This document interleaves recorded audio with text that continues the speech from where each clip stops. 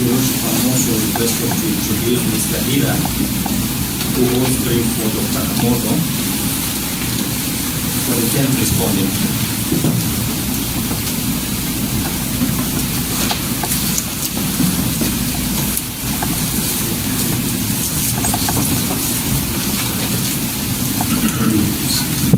Is that all for quorum?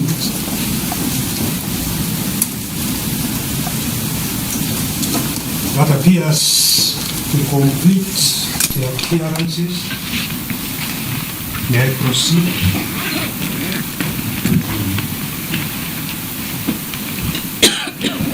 Thank you very much for taking the quorum. There's some preliminary issues we want to address before we proceed. The first one is we were not able to get the ceremonial hall to where we could have been much more relaxed than we are in this place, because the ceremonial hall is being used for other purposes. That was a promise that we made. We are not able to keep it. Therefore, we apologize for that. To ameliorate the issue, we have created an overflow courtroom, that is court number 325, where there's a screen, and therefore you can inform others who may want to hear that there's an overflow courtroom number 325. The second direction we want to make is that we had selected 3 days for the hearing of this petition. That is today, tomorrow, and the day after tomorrow. But for reasons our ability, we are not able to proceed tomorrow or the day after tomorrow. This is so because one of us here, Justice Mrema, is a member of the Judicial Service Commission, and they are carrying out interviews for the Supreme Court. That is an assignment which he cannot avoid. And therefore, we will adjourn after today. We wanted to let you have this information well in advance, so that you are aware even as you argue the petition. For that reason, we have decided, and we hope that you will accept this decision, because getting a date is very, very difficult, that the second hearing will take place on 7th of May, and the third hearing will take place on 8th of May. All starting at 10 a.m.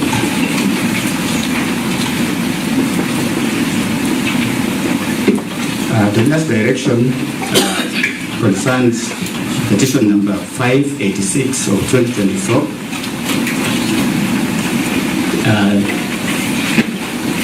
Is Council Kinyanjui in the house? Mr. Kinyanjui? Yes, my lord, I'm online. All right. I was informed that it would be hybrid. I appear for the petitioner. I'm present. Yes, we will mention your matter, this petition number 586 of 2024 at 4 p.m. today. At 4 p.m. today? Yes.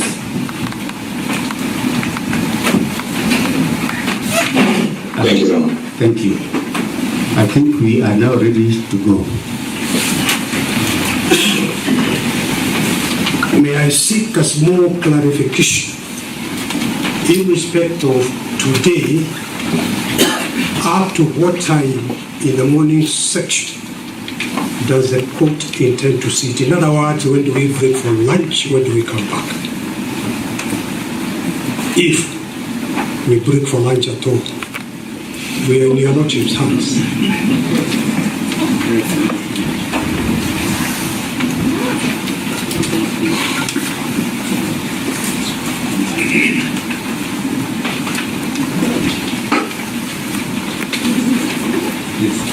I think it would be prudent for us to break at 1 and come back at 2. Thank you. Yes.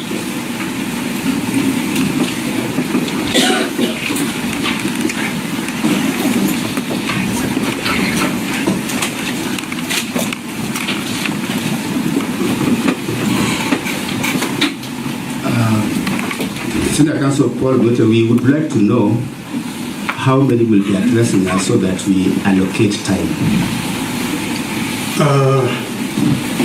For the 8 counsel appearing for the petitioner, the first petitioner, my lords, your ladyship, bearing in mind that the first petitioner is the subject of the impeachment, the main pleader in these proceedings, we have divided the highlighting of the submissions amongst the 8 of us. Perhaps my learned friend, Senior Counsel Elisha Ngoya and myself will take a little longer than the others. But the plea I'm making with what I'm saying is to plead with the court to bear in mind that this is the first opportunity. The petitioner, first petitioner, is having for stating his case. I plead that he be given adequate time. Thank you. So what are you proposing?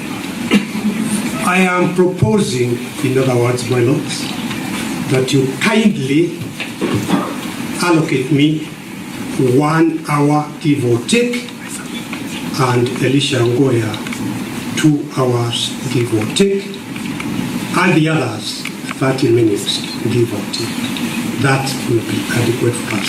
In fact, this Honorable Court had indicated when we last appeared before the court that we would have today for the petitioner's case. And because there are many petitioners, I was just saying the person most affected is the first.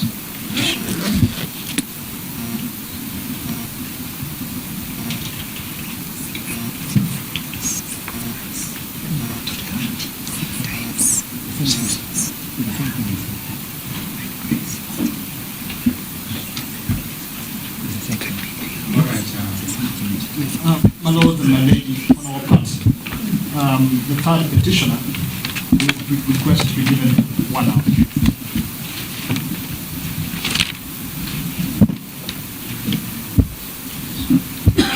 If you will please the court, my mind for the petitioner will just take 20 minutes to let us finish.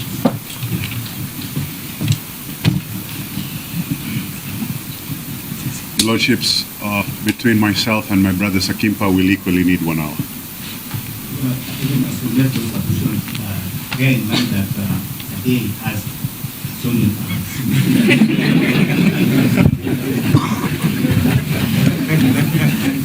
So we endeavor to make it shorter. All right.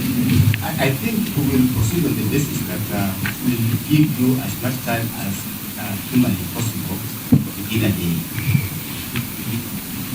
We agree. Hello? May I start now? Yes. My lords, your ladyship, the court will recollect that when we last appeared before this noble court on the 24th of February 2025, I stated to this noble court on record, on behalf of His Excellency Rigathi Gachagua, that he was abandoning his prayer for reinstatement as Deputy President of the Republic of Kenya. To that end, His Excellency Rigathi Gachagua amended and served his re-amended petition dated 13th of August 2025, in which further re-amended petition, he abandoned the prayer for reinstatement. I wish, again, my Lords, your leadership, to reiterate that position on record. My Lords, the prayers of the first petitioner are set out in prayers A to R in the said further amended petition, which, as I have said, is dated 13th of August 2025. The core of those prayers can be summarized as follows. One, the question, if this court agrees with our submissions, the question of the unconstitutional impeachment. Number two, payment of the remuneration he would have otherwise earned, plus, of course, all the benefits as per the law.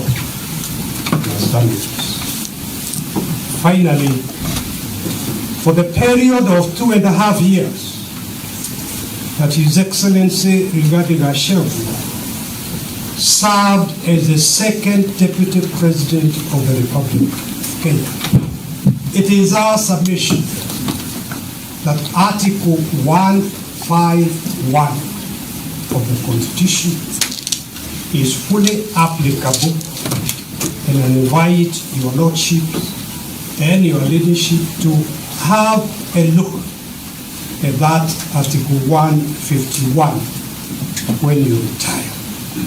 Briefly, my Lord, impeachment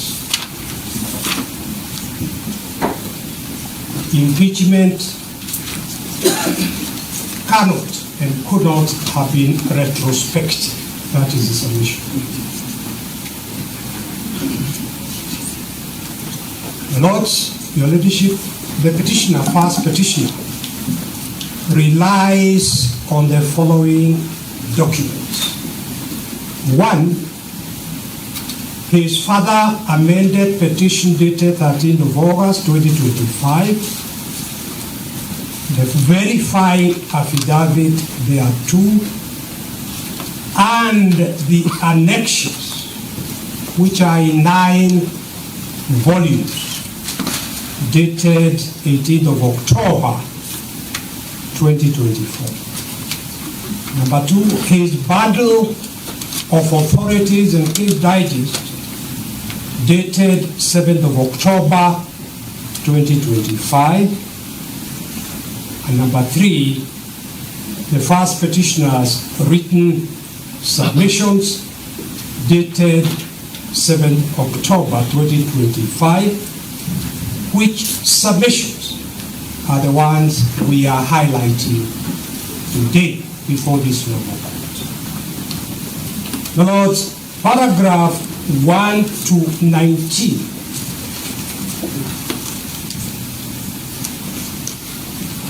my colleague is drawing my attention that we also relying on the first petitioner's rejoinder to submissions, which you are served rather late in the day, but the rejoinder is dated 27th of April 2026. Thank you.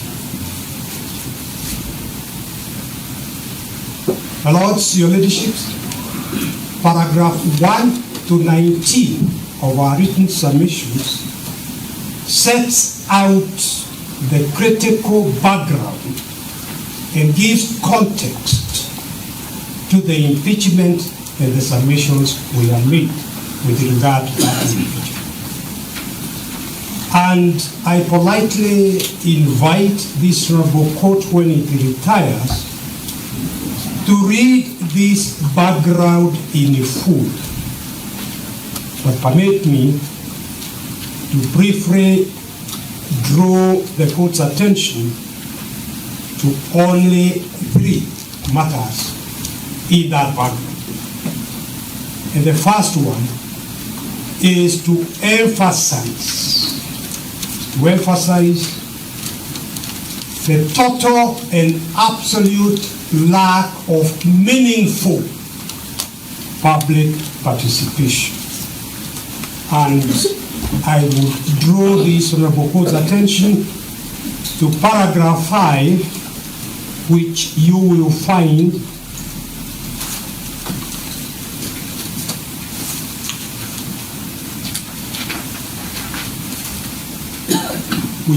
at page 7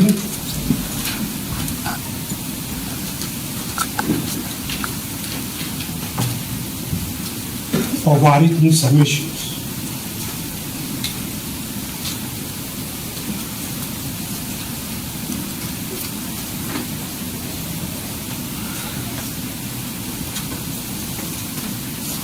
My Lord, page 7 of our written submission, paragraph 5, is what I'm briefly referring to. The National Assembly conducted a public participation exercise on the 4th and 5th October 2024. However, the exercise was not adequate or meaningful. The exercise did not provide the public, for example, with the Deputy President's side of the story. The public was only presented with the allegations made by the National Assembly. And our submission is that if there is going to be effective public participation, it was essential for the public to be presented with what the Deputy President was saying. But that was never done. In Nairobi, for example, in the county of Nairobi, the National Assembly public participation for the county of Nairobi, capital city. The public participation at the Bomas of Kenya was presided over by select ODM members of parliament from Nairobi County, who repeatedly asserted that the event was for invited guests only. Lord, it is our submission that that is a mockery of effective public participation under the Constitution. And you'll find what I'm saying in the exhibit, my Lord, in exhibit marked RG 5 in volume 6, page 757 to 758. And also exhibit marked RG 7 in volume 6, page 764 to 765. My Lord, the second issue I would like to highlight is the rush from the word go, that the entire process was conducted by the National Assembly through to the Senate, breakneck speed, lightning speed. And the question that arises is why this speed? And our submission is that the only inference that can be drawn, and we drew, and we invite this Honorable Court to draw, is that there was a predetermined result that the National Assembly and the Senate were rushing to achieve. Technical perception that they were doing what the Constitution requires, when in fact nothing of the sort was happening. Lord, if you look at paragraph 8, 9, and 10 and 11, and they appear from page 8 of our written submission. Paragraph 8, my Lord, you see, the third respondent, convened a session of the Senate on 8th October 2024, which then passed a resolution that the plenary would hear and consider, and I pause here to emphasize the word plenary, because both the Constitution and the standing orders of the Senate divide impeachment proceedings into stages: committee and plenary. And if the person to be impeached is to get any fair trial in the impeachment, the Senate cannot legally, constitutionally bypass the committee. It is the committee that accords an opportunity to the person to be impeached to be fully heard, not the plenary. And we will be highlighting our understanding, our interpretation of the law, that the rules of natural justice and on a correct interpretation of the relevant provisions of the Constitution and the standing order, it was not open to the Senate to bypass the committee of the Senate, where the law gives the Deputy President, the first petitioner, the opportunity before a smaller committee to fully present his evidence, be represented, and be heard. And the 10 days that later the Senate imposed itself on refer to the committee of the Senate, not to the plenary. Lord, paragraph 9, hearing before the Senate commenced as scheduled on 16th of October 2024, when the Honorable Mwengi Mutuse's evidence was fully discredited in cross-examination. In this Honorable Court, you'll be taken through all that. Number 10, paragraph 10, on 17th of October 2024, that was on the second day of the hearing, the Senate allocated the Deputy President 2 hours to present his case. You will see, and you will be addressed, my lords, the fact that somehow the National Assembly was allocated 3 hours. Yet, the person that was being impeached was the Deputy President, not the National Assembly. Lord, all this and many more is evidence of clear bias on the part of the National Assembly, despite on the part of the Senate, despite the Senate being presided, and I must state this, by a speaker who I personally have the highest regard for as a professional.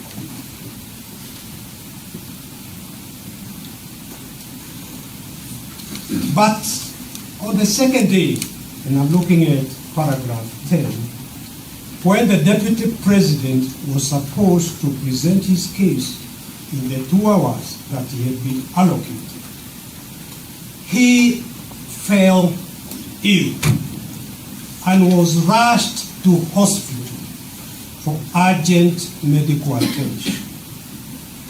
Rejecting the request for adjournment, the Senate voted to impeach the Deputy President on 5 out of the 11 counts. And you find all that in RG 11, Volume 9, pages 1689 to 1725, response by Rigathi Gachagua.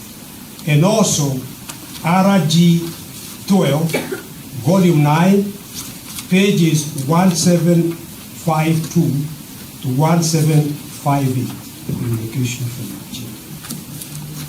Now, the third matter I wish to very quickly draw the court's attention to in this introduction background is the absolute failure for both the National Assembly and the Senate to address their minds to the threshold that the Constitution lays down for impeachment of a person elected into office by a plurality of votes. And here, my Lord, permit me to draw the court's attention to the fundamental distinction between presidential systems of government and parliamentary systems of government.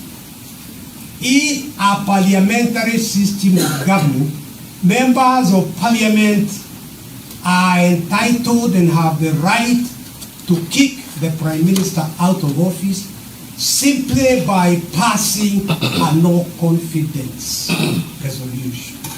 No one can question the members of parliament why they had lost confidence in the prime minister. There are many examples of parliamentary system. England is a parliamentary system. India is a parliamentary system.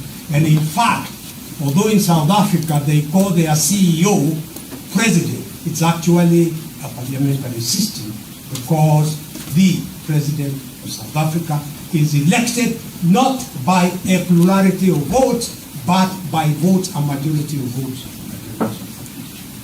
So that distinction is important. The people of Kenya decided in August 2010 that they wanted to give unto themselves a pure presidential system. Therefore, it is not the case under our Constitution that members of the National Assembly can vote and christen their resolution that there are breaches of the Constitution, and you will be addressing this fully, when in truth what they were doing was simply to say we have the numbers, passing a vote of no confidence, not violation of the Constitution. That is not what is permitted in our Constitution. And my Lord, if you look at paragraph 1 of our written submission, this is important. An impeachment is an important remedy, but one of last resort. In other words, there must be no other way of dealing with the person being impeached. One of last resort. Let me pause here to emphasize, in the National Cohesion Act, currently headed by my friend Reverend Court,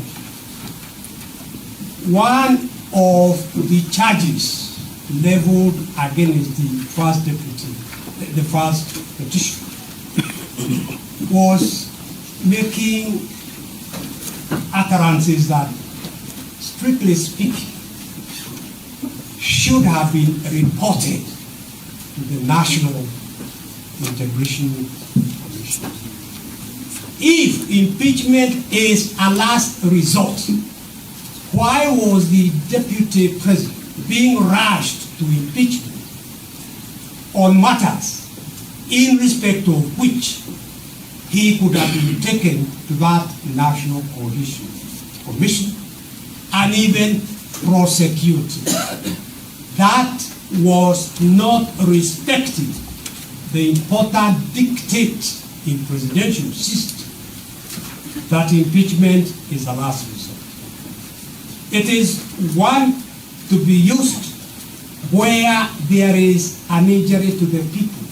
Why is that? Because in a presidential system, it is the people themselves, through a plurality of their votes, who elect both the president and the deputy president. The remedy should be limited to only the gravest political wrong. This is because the person to be removed from office came to that office through a popular mandate. The will of the people should therefore not be overturned on flimsy grounds. And Lord, what I am highlighting here is what the court says in the song called Moving Gideon Kyoko and another versus Nairobi City Council. So this is the judicial interpretation that is being accorded in respect of presidential system. It must therefore be shown that the wrong committed by the official proposed to be impeached cannot wait to be corrected through the ordinary electoral cycle. There should therefore be a clear nexus between the alleged wrongs with the public trust bestowed on the governor, in this case the deputy president. It is incumbent upon the High Court, and this is important, it is incumbent upon the High Court to determine if the facts in support of the charges against the deputy president meet and prove the threshold in Article 181 of the Constitution, which is why we are before this honorable court.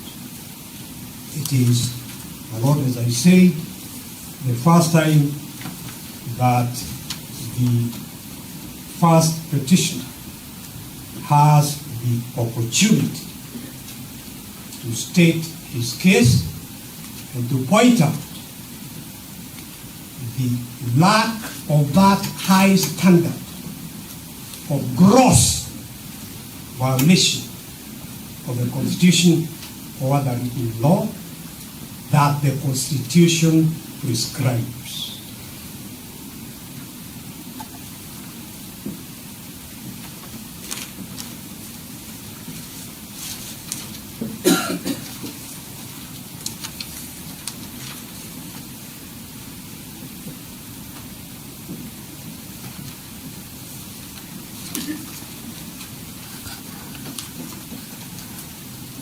Lord, let me now, that was a few words about the introduction.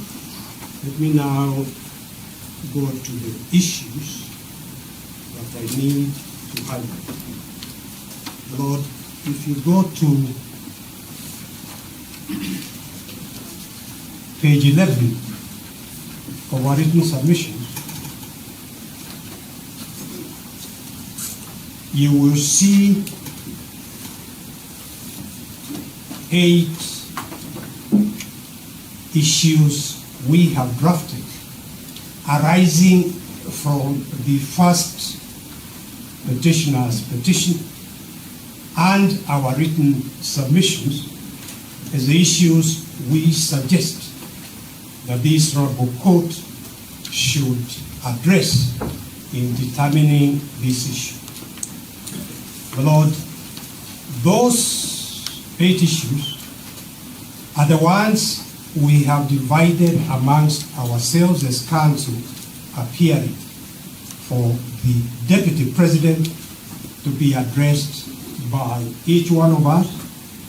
But Lord, we will avoid as much as possible not to be repetitive, but there will be different dimensions to each of the issues that will be addressed by different councils. Now, the issues I want to address in those issues listed in paragraph 17 are one, or rather A, whether the motion at the National Assembly met the constitutional threshold under Article 145 and whether there was adequate public participation. And the second one is C, whether the Senate, misled by its interpretation of Article 145, rushed the process and denied the Deputy President a fair hearing. And it is our submission, very critical submission, as we shall be seeking to do here, that the Deputy President was denied a fair hearing. And a fair hearing is cardinal in our administration of justice from time immemorial, even prior to the 2020 Constitution. And the third one is whether the overnight clearances for the replacement Deputy President evidenced a predetermined process compounded by the violations, whether that was unconstitutional. My Lords, Your Leadership, the motion by the National Assembly was defective and failed to meet the constitutional threshold. First, the allegations and evidence in the impeachment motion at the National Assembly simply did not meet the constitutional threshold of Article 145(1). And you will find that in Exhibit RG1, Volume 1, page 2 to 41, the notice of motion. My Lord, in Martin, Nyaga, Wambora, and 3 others, the Court of Appeal held that the facts that prove gross violation must be proved before the relevant constitutional order. My Lord, Your Leadership, my learned friend Dave Wanjiru here, and myself had the privilege of arguing the Wabora case. It is a high standard in presidential systems. Not each, and you'll find that in the Wabora case, our Battle of Authorities, paragraph 45, pages 45 to 46. Not each violation of the Constitution amounts to gross violation. No, the drafters of the Constitution could have said violation of the Constitution, or other they didn't. The word gross must carry the true intention of the drafters of our Constitution. This is the Court of Appeal in the Wabora case saying not every violation amounts to a gross violation. The charge must expressly state that the alleged violation is gross and give particulars of the alleged gross violation. Whatever is alleged against a governor, in this case deputy governor, may I say, not just the deputy governor, the law that this court will be laid down or reiterate will apply to the impeachment of the president himself. It's very weighty issues that this court is asked to confront. Whatever is alleged must be serious, substantial, and weighty. There must be a nexus between the person to be impeached and the alleged gross violation of the Constitution or any other written law. The charges framed against the governor or deputy president of the country and the particulars thereof must disclose a gross violation of the Constitution or any other written law.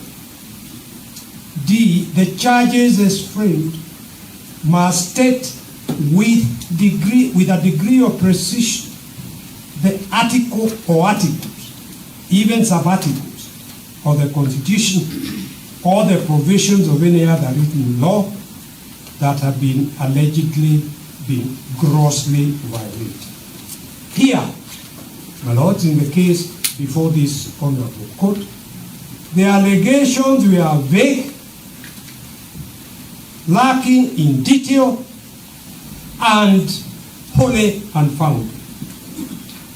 Besides, the National Assembly erred in failing to apply the threshold and standard of proof applicable to impeachment proceedings, thus violating Article 145. For example, although the court in the Robert Alive as an Attorney General case, which is reported in 2017, 6090, nullified Section 132 of the Penal Code. The court nullified Section 132 of the Penal Code.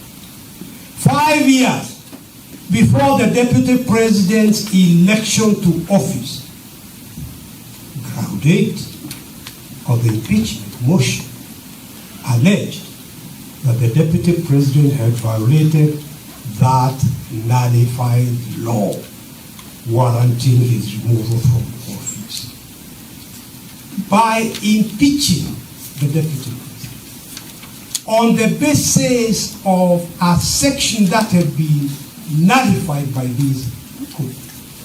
What he didn't know was the National Assembly sending to the public who had elected the Deputy President with over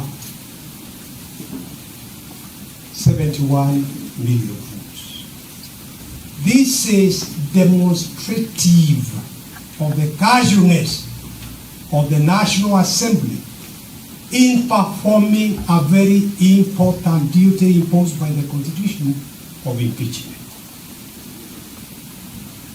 And my Lord, you find that authority, paragraph 62, alike case, pages 62 to 63.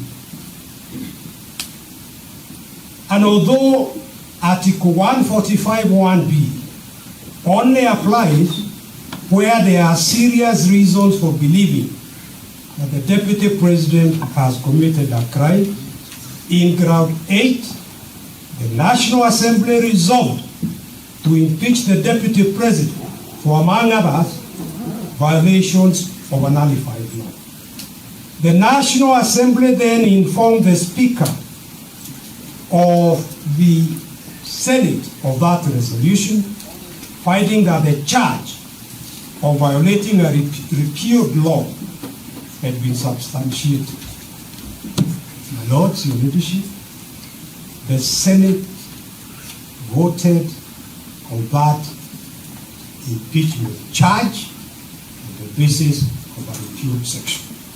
And you find that in Exhibit RG3, Volume 6, pages 745 to 747. And my Lord, although Article 10 on accountability and the allied case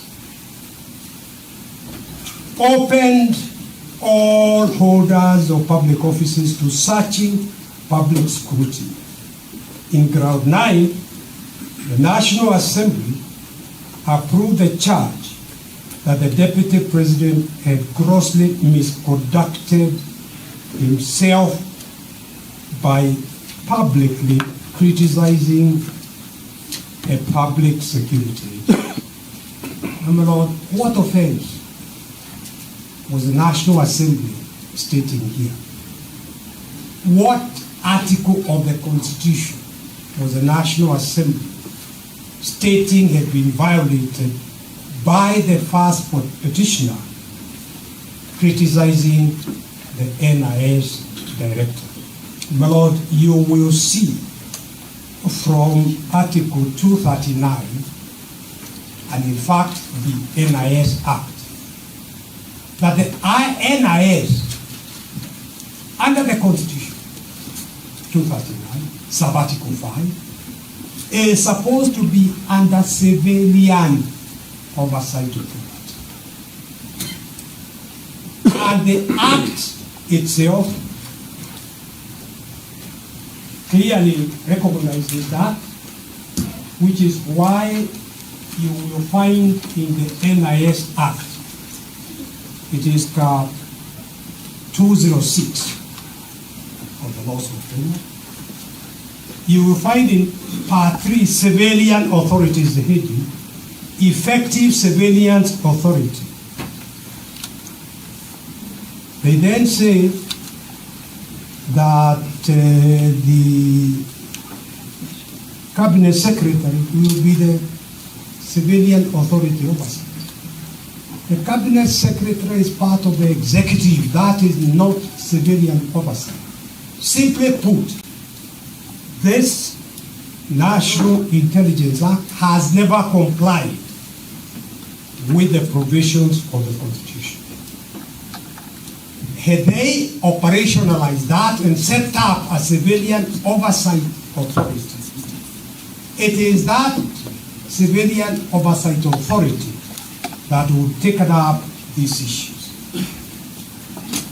But criticism, despite the freedom of thought and expression in our Constitution, the first petitioner was still convicted for criticizing the NIS director. So, my Lord, Your Leadership, what you are submitting here is that there was absolutely no attempt by the National Assembly, by the Senate, to address their minds to the high standard of gross violation of the Constitution.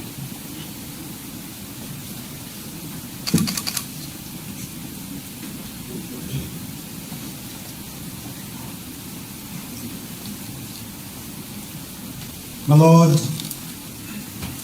Ground 5 accused the Deputy President of grossly violating Article 3.1 and 148.5d of the Constitution and of failing to uphold his oath of office and allegiance. There were no details provided. Instead, Ground 5 simply referenced Ground 1, 2, 3, and 4. This unfair and confusing charge was such that even though the Senate cleared the Deputy President of Ground 2 and 3, it still voted to impeach him based on Ground 5. There was no attempt to explain, even vaguely, how the Deputy President had violated his oath of office. Ground 6 equally alleged that there were serious reasons to believe that Rigathi Gachagua had committed crimes under Section 13(1)(a) and 62 of the National Cohesion and Integration Act. As I mentioned, my Lord, and I now put this on record, why wasn't he taken first to the National Cohesion for prosecution before invoking the last resort remedy of impeachment? Because the Deputy President filed a response to the motion before the National Assembly on 8 October 2024 and was granted 2 hours to orally present his rebuttal on the floor of the National Assembly from 5 p.m. to 7 p.m. In the presentation, the petitioner made a cogent, irrefutable, factual, and legal response to each of the 11 grounds cited in the impeachment motion. Lord, you see that in Exhibit RG2, Volume 2, pages 211 to 240. For instance, concerning the claim in Ground 8 that the Deputy President had acquired property and wealth estimated at 5.2 billion Kenya shillings from proceeds of corruption and money laundering, the Deputy President explained that no valuation had been done, so where the National Assembly, Honorable Mwengi Mutuse, got 5.2 billion is anybody's guess. If you want to charge somebody, you present evidence that this is the value of this property. Further, from his brother's will, the bulk of those properties to which the sum of 5.2 billion was erroneously and maliciously attached belonged to his late brother, the late Honorable James Derito Gachagua. May his soul rest in eternal peace. Some, like the Olive Garden Hotel, Vipingo Beach Resort, Queensgate Serviced Apartment, he did not even own. And yet, this was what he was impeached on. But we are falsely attributed to him. He produced ownership document showing otherwise, and you'll find that, my lord, in RG2, Volume 2, pages 211 to 214.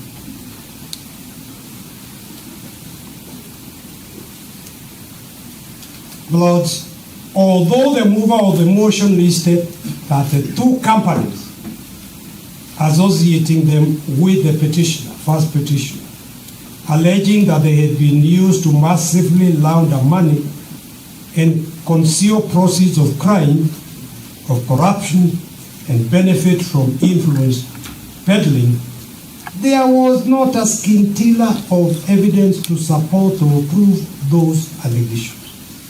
No evidence showed any impropriety, and you'll find that in RG2, Volume 2, pages 214 to 218.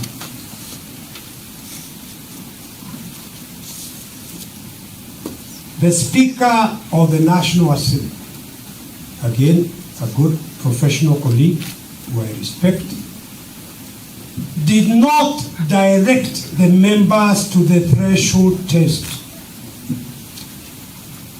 the appropriate standard.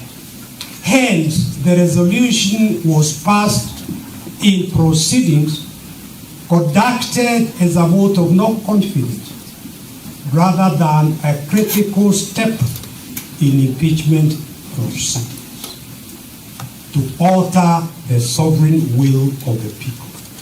And you will find that as message of the Senate, number 025 of 2024, approval of special motion, RG3, Volume 6, 745 to 745.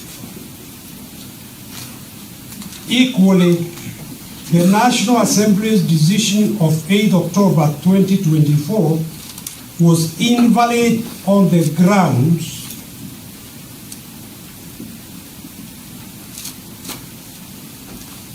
that, 1, the impeachment motion was replete with the general unsupported allegations, hearsay and outright lies, and lacked particularization and specificity required by Article 145(1) of the Constitution of Kenya and Standing Order 64(1)A of the Standing Orders of the National Assembly. 2, members of Parliament debated and voted on the motions on grounds other than those set out in the motion. The impeachment was converted into a vicarious assault on family rather than investigation of constitutional violations by a public servant. Members of Parliament, let me skip that and go through the next one. The entire impeachment process was designed to avoid and be ring-fenced from scrutiny and accountability, pushed through with uncharacteristic speed with the intention of ramming the process through before it could be audited for constitutional compliance. The National Assembly prosecuted proceedings on the basis that the petitioner offended the president rather than the Constitution. What the 2010 Constitution provides is violation of the Constitution. In other words, the president must take time and choose his deputy. My Lord, I don't need to take time to go through what the country was put through between His Excellency Daniel Toroitich Arap Moi and his Vice President George Saitoti dangling the Vice Presidency, requiring the President to choose his or her deputy before the election so that the people could themselves vote is a very important aspect of our Constitution. The National Assembly trivialized the gross misconduct standard set out by the Constitution and other statutes for holding public servants to account. And, my Lord, I will not repeat the Wambora case, but I would state the impeachment motion was replete with generalized statements, unsupported allegations, hearsay, outright lies, lack of particularization and specificity as required by Article 145. My Lord, the exposition on all that is set out in paragraph 36 of our written submissions, and I will not take the time of this court going through them. I invite the court to read through it when we retire. Despite this clearing and fatal flaws apparent on the face of the motion, even on a cursory review, soon after the impeachment motion was tabled in the National Assembly, the first respondent issued a communication from the chair, number 46 of 2024, in which at paragraph 16, 18, and 20, he stated that he was satisfied that all the grounds in the impeachment motion met the requirements of the threshold under the Wambora case. The first respondent legally incorrect decision to allow the motion to proceed for debate, despite its clear failure to meet the specificity and accuracy requirements of the standing orders, seems to have been motivated by Parliament's biased and reckless haste to pass the motion as quickly as possible in order to shield the process and its obvious serious rules from judicial review. It is our submission that that was the real reason for the rush. My Lords, Article 50, Sub-Article 2B of the Constitution states that every accused person has the right to a fair trial, which includes the right to be informed of the charge with sufficient detail to answer, to be informed in advance of the evidence the prosecution intends to rely on, and to have reasonable access to that evidence. The motion thus violated Article 50, Subarticle 2B, and Article 50, Subarticle 2J of the Constitution by setting out vague allegations, criminal conduct, including the Deputy President had violated and repealed sections of the penal code, the leadership and integrity without ever charging it. Overall, the impeachment motion of the first respondent's communication from the chair was thus incapable of invoking the National Assembly's mandate under Article 150 as read with Article 145. In other words, you will see all that in RG 1, Volume 1, pages 2 to 41, and RG 8, Volume 7, page 969 to 976. So, my Lord, that is all I wish to say about A. Let me very quickly move to C.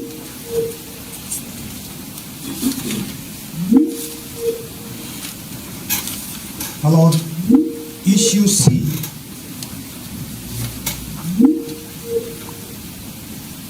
is there a problem with the gadget? See the whole of I'm listening to the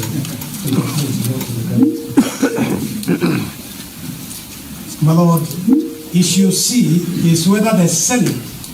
Do I need to remind you about time? Only another 10 to 15 minutes. You have barely 5 minutes. Yes. Moving as quickly as I can. See, my Lord, which you find at page 40 of our submission is whether the Senate misled by its misinterpretation of Article 145, rushed the process and denied the Deputy President the appeal. The Senate, my Lord, recognizes the right to a fair hearing in considering a petition for removal of a person from office because they say so in their standing order number 81, the right to appear before the committee, the relevant committee. That is in standing order number 81. Whenever the Constitution or any other written law require the Senate to consider a petition or a proposal for the removal of a person from office, the person shall, and the word used in standing order number 81 is that the person shall be entitled to appear before the relevant committee in office. The petitioner here was denied that opportunity to appear before the committee. And the importance of the committee, my Lord, is that the committee has got less members. The law gives the subcommittee 10 days to investigate. And therefore, the Deputy President would have been able to appear before that subcommittee with his evidence, with his lawyers, and would have been able to argue his case. By bypassing the setting up of that committee and assuming that the 10 days related to the plenary, which they did not, the Deputy President was denied a fair trial.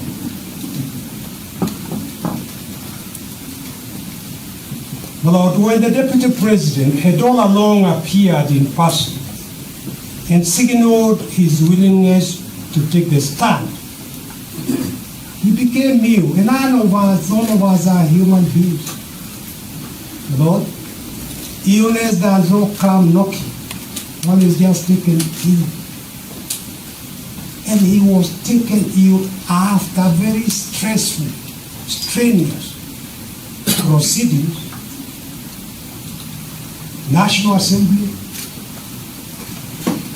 and the first day in the Senate. Lord, it's a very stressful situation for the Deputy President to be deprived of that position to which he had been elected by over 7 million people.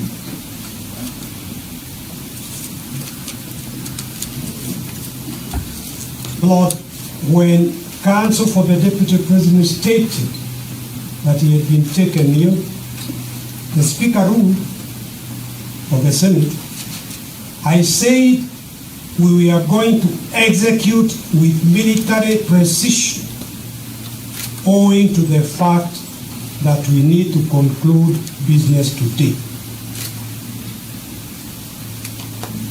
And he said I had indicated that I could not get hold of the client. All the doctors advised, because he had been admitted to ICU.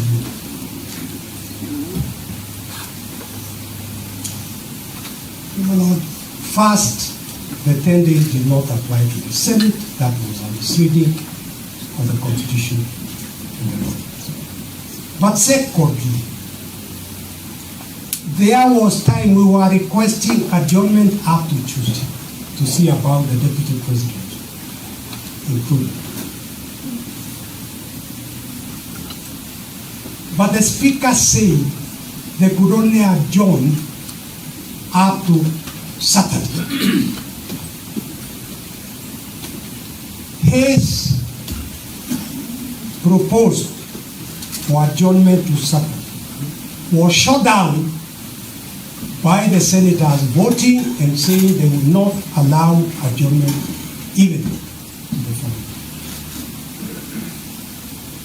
And no reasons were given for rejection of an adjournment to the following day, Sunday.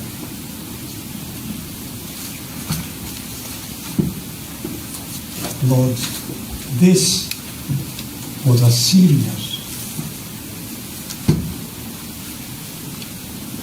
violation of the rules of natural justice.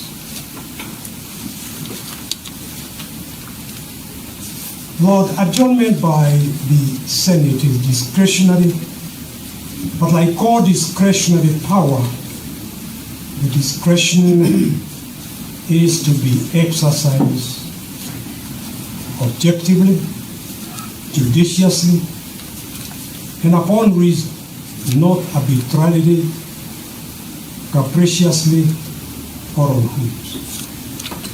Here, falling ill on the second day of a grueling two-day hearing, the Deputy President sought a 3-working-day adjournment to Tuesday, 22nd October, to enable him to recover and appear for cross-examination. The Senate defeated that proposal to adjourn until Saturday to see if the Deputy President had recovered. Egged on by the National Assembly, the Senate insisted on proceeding in the Deputy President's absence. My Lord, you will see at paragraph 83 of our written submission the case of the then Major General Peter Kariuki versus Attorney General. It is number 3. It is paragraph 3, page 250 in our bundle, where the Court of Appeals said the appellant's request for a 3-working-day adjournment, 3 days adjournment, to instruct counsel was denied. He had been held incommunicado without access to a lawyer for over 147 days. He had less than 10 hours in total, and in a prison setting to instruct his lawyer to prepare his defense. Overturning the court-martial decision denying the adjournment, the Court of Appeal explained, it must never be forgotten that the right to an adjournment to enable a party to adequately prepare his or her case in a criminal trial is underpinned by no less an instrument than the Constitution. The authorities cited above relate to exercise of discretion to grant or refuse an adjournment in a civil dispute. We are of the opinion that although the same principles are relevant in respect of application for adjournment of criminal trials, nevertheless, because of the constitutional basis of that right, the potential impact on a citizen's liberty, the court is obliged to be more circumspect in rejecting an application for the adjournment and to specifically consider whether denial of such a right guaranteed by the Constitution would result in miscarriage of justice. And there are very many cases cited, even in the common law. My Lord, again, I had the privilege of arguing this case before the court martial back in 1983, following the attempted coup, and also through the High Court, through the Court of Appeal. The conviction by the court martial was quashed on the basis that Major General Kariuki, the commander of the Air Force, had been denied a fair trial. My Lord, in the interest of time, I was going to highlight the speed with which the whole process from the word-go all the way through was done, but including the rest of it. But I invite the court to read our written submission. I only mention that after hearing the Deputy President on the 8th of March, finishing at about 8 p.m.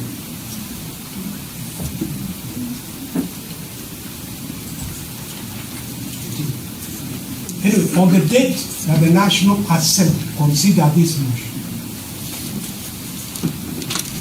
they voted to impeach close to 9 p.m. The normal working hours are daylight hours.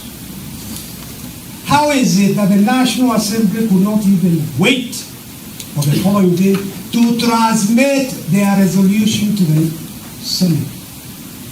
Lord, it was transmitted at night.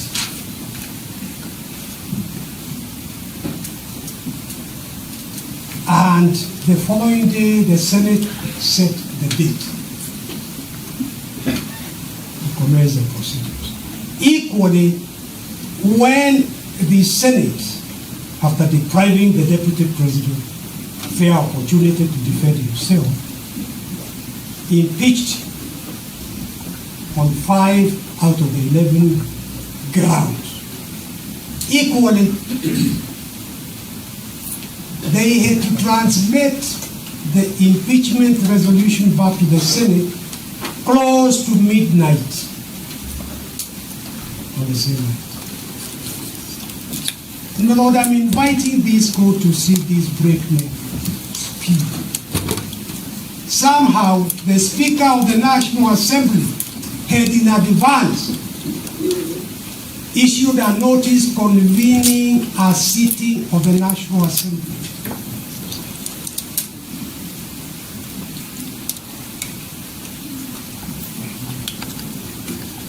On a Friday, which is not a normal sitting day.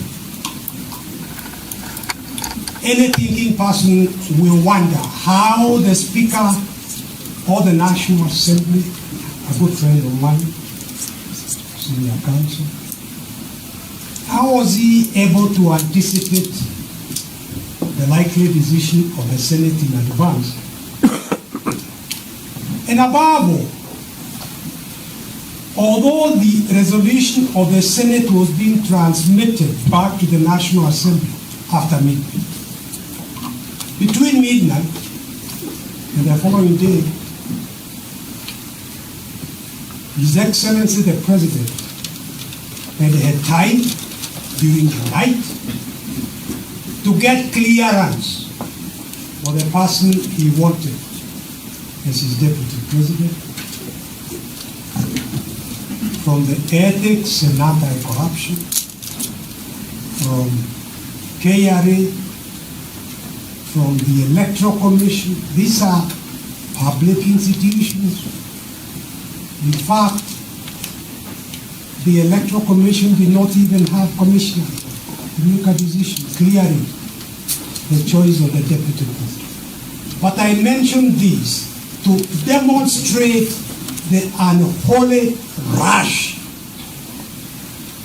I invite this court to see through the smoke screen cotton thrown about by the National Assembly and the Senate to confuse issues.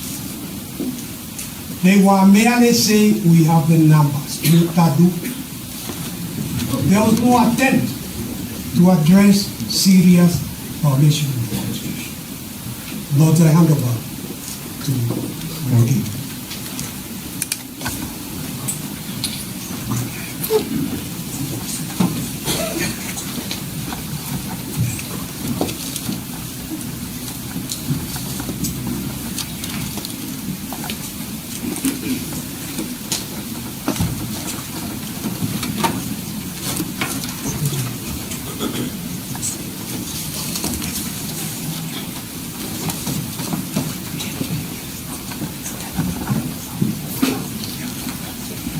Thank you, my lords and my lady.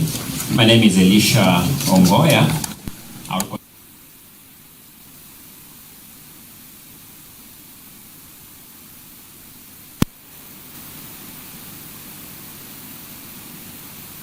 Number one, I have reflected on a number of unjust trials in human history. The trial of Sir Thomas More, the trial of Socrates, and even the trial of Jesus Christ.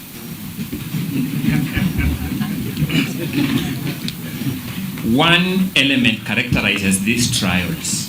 When you read history, there are trials that are carried out with predetermined outcomes. Those who are taken through the trials are taken through the motions for the sake of it.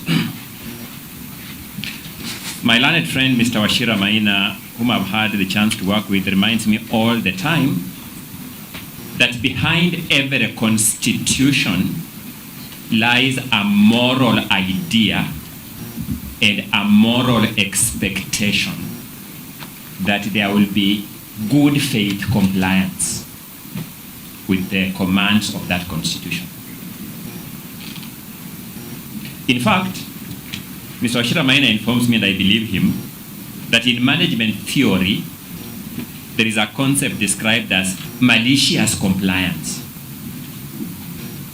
It informs me that there is a legitimacy gap that is wider than the Pacific Ocean between good faith compliance and malicious compliance. I want to persuade you that the motions that the first petitioner was taken through at the National Assembly and the Senate of Kenya passed the test of malicious compliance. The danger of allowing malicious compliance to go unredressed is that it injects an irredeemable legitimacy gap in constitutional processes.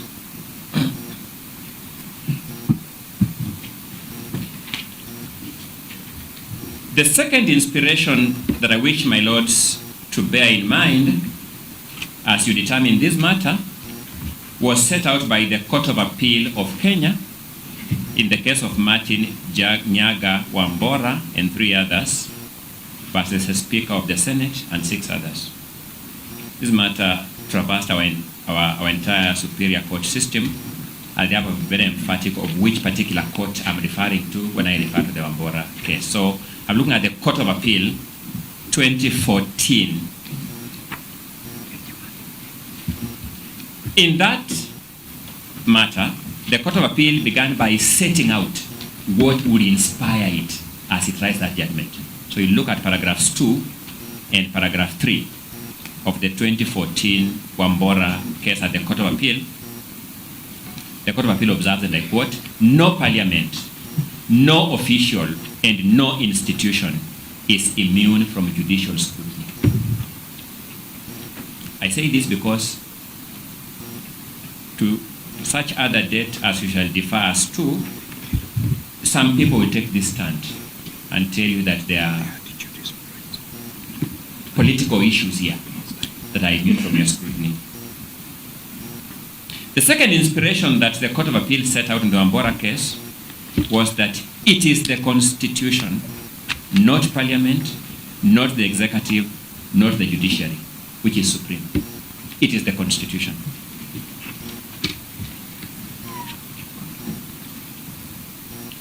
I stand here to canvass one substantive question, a continuation of the threshold concerns surrounding the motion, particularly as eventually approved by the Senate.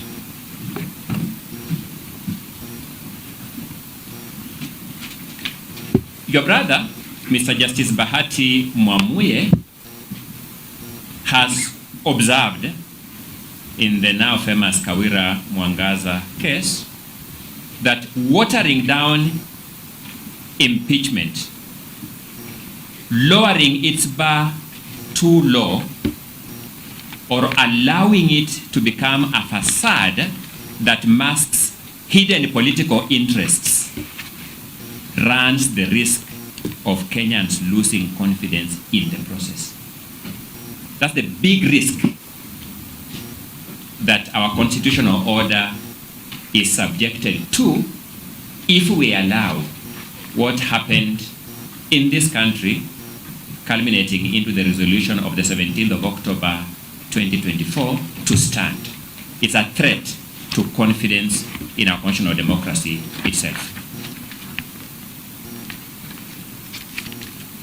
Allow me just to reiterate one question that has bothered me, and my learned senior colleague, Senior Counsel Paul Mwita, has touched on it. On 17th of October 2024, when you go through the Hansards of the Senate that I will draw your attention to in a short while, the Speaker of the Senate delivered a communication from the chair, an actual ruling, which informed the members that the first petitioner was in fact indisposed and not available to be heard as guaranteed by law.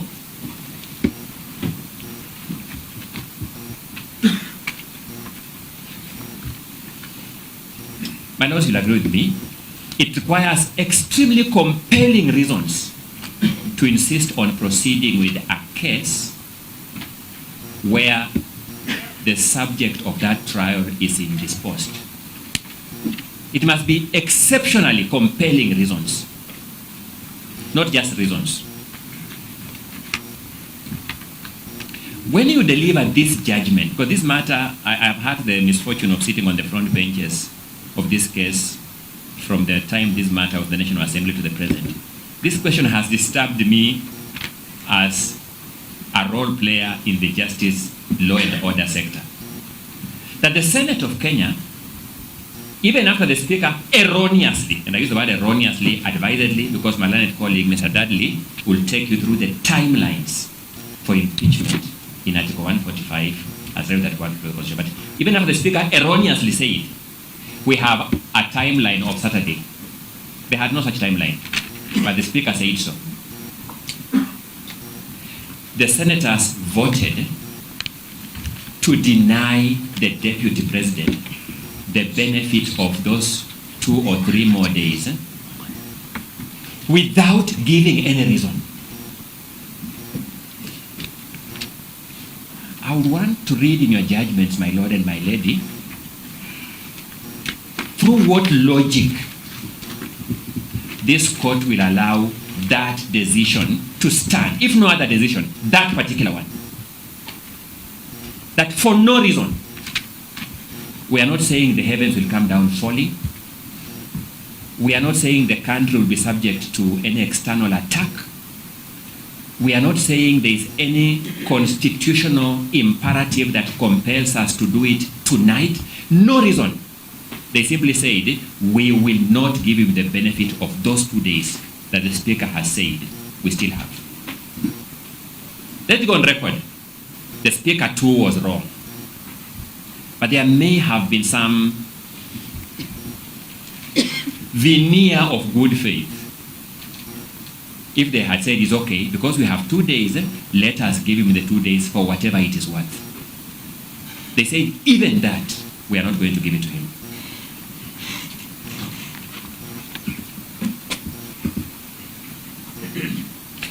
On the threshold questions, the matters that I'm specifically tasked to bring to your lordship's, ladyship's attention are the following. Number 1, Article 150, Clause 1 of the Constitution sets out the constitutional textual threshold for removal of a deputy president from office by impeachment. And it says is on the grounds of gross violation of a provision of the Constitution or any other laws.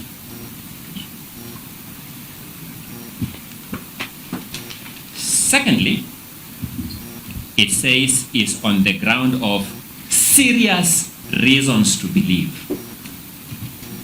that the deputy president has committed a crime under national or international law. Serious reasons.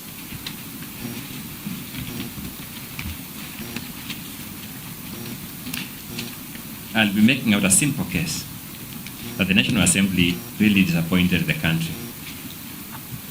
To approve a motion that there are serious reasons to believe that the deputy president has violated a provision of the law, Section 132 of the Penal Code, which has been declared unconstitutional, null and void, is a locus classicus of lack of seriousness in the reasons. And thirdly, the standard of gross misconduct. Let's face it, my lords, my lady. The drafters of this constitution would as well characterize these wrongs as violation of the Constitution, because that's also a wrong, or reason to believe that the DP has committed a crime, or misconduct. Those are wrongs. But they were particular to add these descriptive words, gross, to the violation, gross to the misconduct, and serious to the reasons. The conclusion I draw from this is that they set a very high threshold for removal of a deputy president from office.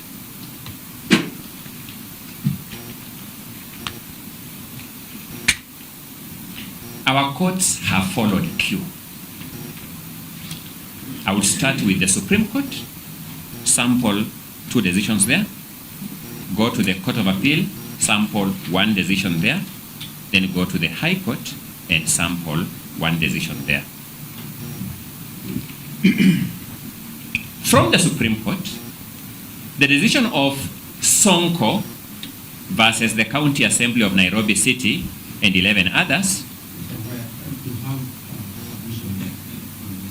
Yes, we do. Yes, we do. Correct. Okay.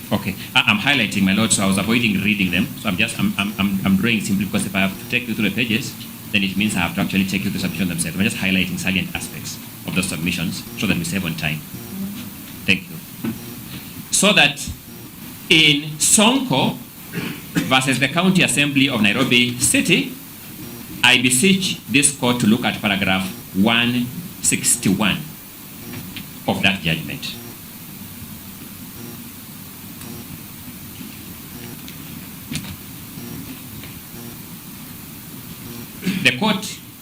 The Supreme Court observed that the grounds for impeachment and removal from the office must be substantiated. The grounds for impeachment and removal from office must be substantiated.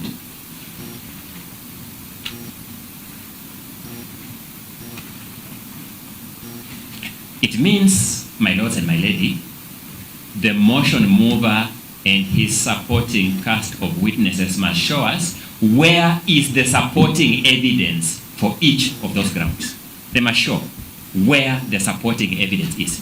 Because substantiation simply means adduction of adequate evidence to lend credence to the ground.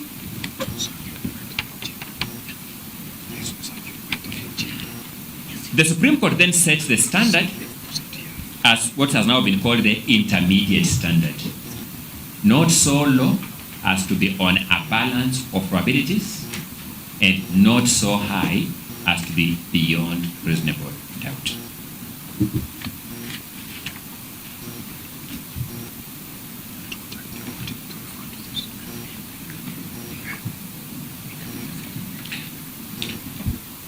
You will find these descriptive words of grounds for removal from office in removal of other office bearers from office under our constitution, like judges of superior courts. They'll be removed on similar grounds. And you see the Supreme Court has dealt with that in the case of Muya versus the tribunal appointed to investigate the conduct of Justice Martin Mati Muya, Judge of the High Court.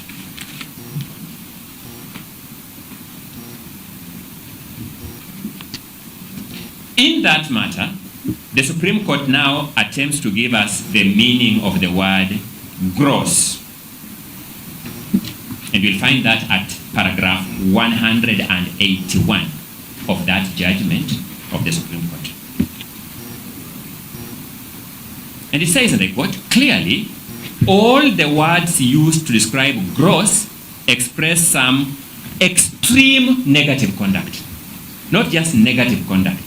It says extreme negative conduct.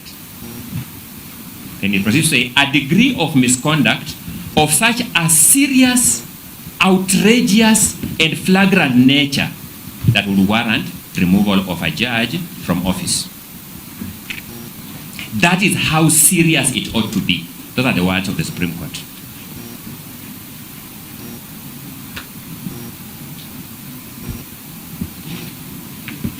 So, the Court of Appeal, I have already observed, set that standard in the Martin Nyaga Wambora and 3 others. I'll just refer you to paragraphs 42 through 45 of that judgment. But there is something else that I want us to draw from the Martin Nyaga Wambora case. How to frame charges for an impeachment motion. Because the Court of Appeal also dealt with that question.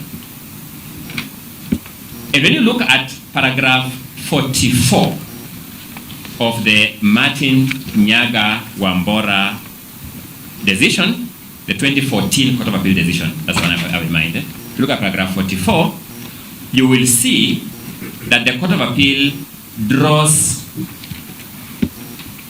similarities in drawing charges for an impeachment motion to drawing criminal trial charges for court.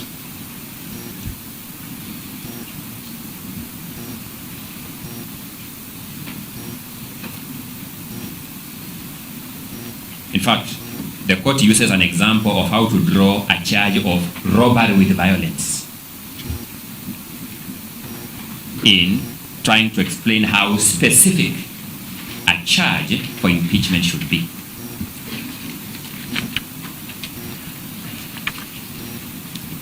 I say this because in drawing criminal trial charges, there is a wrong in framing charges called multiplicity of charges, and I'll show you how that wrong applied in the trial of His Excellency Rigathi Gachagua. Then finally, for the High Court jurisprudence, I will refer you to the High Court decision in Honorable Mike Sonko Mbuvi, Gideon, and Okia Omtata versus the Clerk, Nairobi City County Assembly. These were two consolidated petitions. And I will draw your attention to paragraphs 257 through 259 of that judgment of the High Court. For ease of reference, I will refer you to the various aspects of the impeachment motion that is in volume number 1 of the petitioner's document from pages 1 to 209. Look at that volume. And I'll refer you to the Hansard proceedings of the Senate. You'll find the Hansard proceedings of the Senate in the documents filed by Mukele Moni advocates in the CTS that are labeled Parts 5 and Part 6. Part 5 and Part 6. In Part 5, you'll find the Hansard of 16th October 2024. Then in Part 6, you will find a continuation of the Hansard of 16th October 2024 and the Hansard of 17th October 2024. That Hansard is also referred to in the affidavit of my very good friend Jeremiah Nyegenye as Annexure JN 10 at paragraph 31 of that affidavit, which was sworn on 21st October 2024.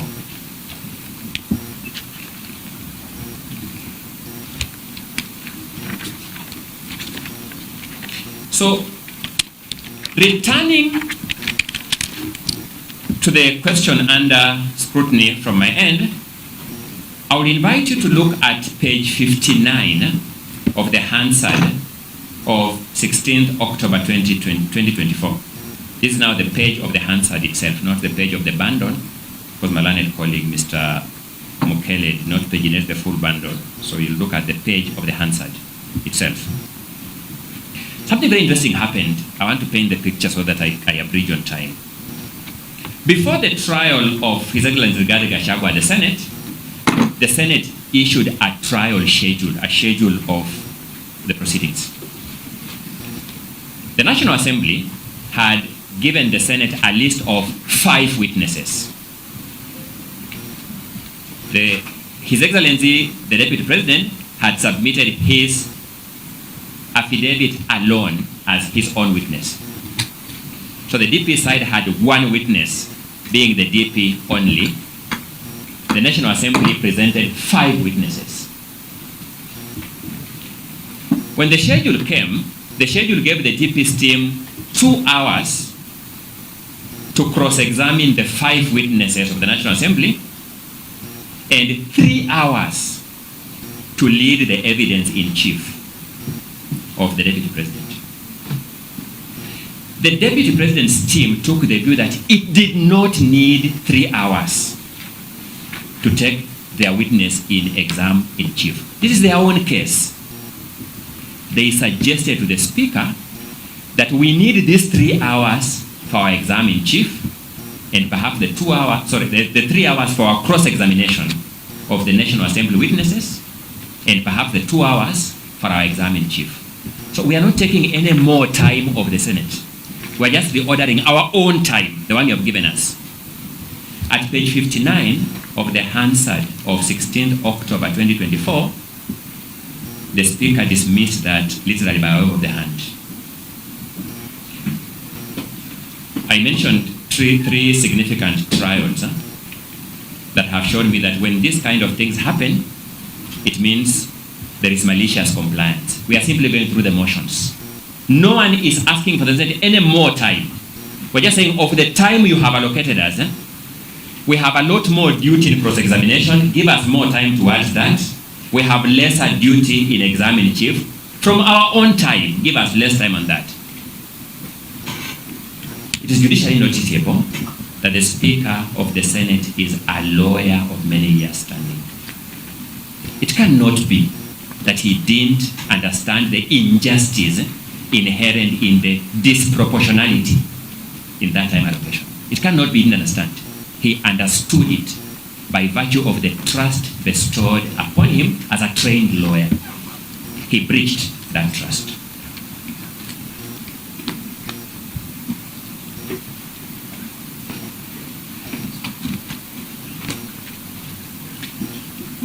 Allow me to then very briefly take you through the various grounds of impeachment as set out in the motion and the evidence, what the evidence revealed in respect of each of those grounds.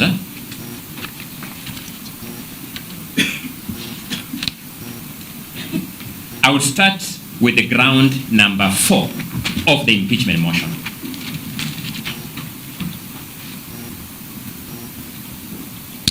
The particulars of that ground will be found at paragraph 34 of the motion itself. The particulars of ground number 4 will be found at paragraph 34 of the impeachment motion. This is one of the grounds that the Senate approved and which contributed to the loss of office of His Excellency Rigathi Gachagua. The particulars state that the Deputy President made a scathing public attack against the Honorable Lady Justice Esther Maina, Judge of the High Court of Kenya, and falsely threatened to file a petition against the said judge in gross violation of Article 160, Clause 5 of the Constitution.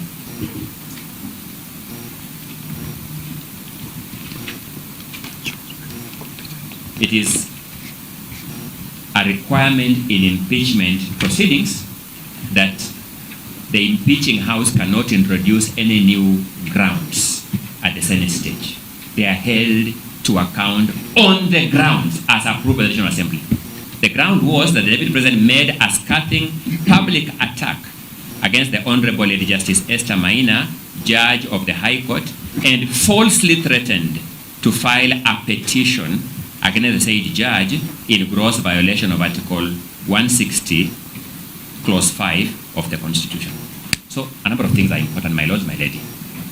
One, what does Article 160, Clause 5 of the Constitution provide?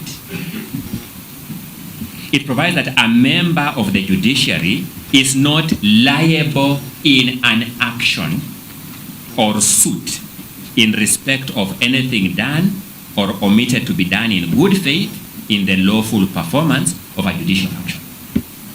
It's not liable in suit. You can't take them to court. If you look at ground number 4 and particulars of paragraph 34, it is alleging that the threat to take a judge to the Judicial Service Commission is a violation of Article 160, Clause 5.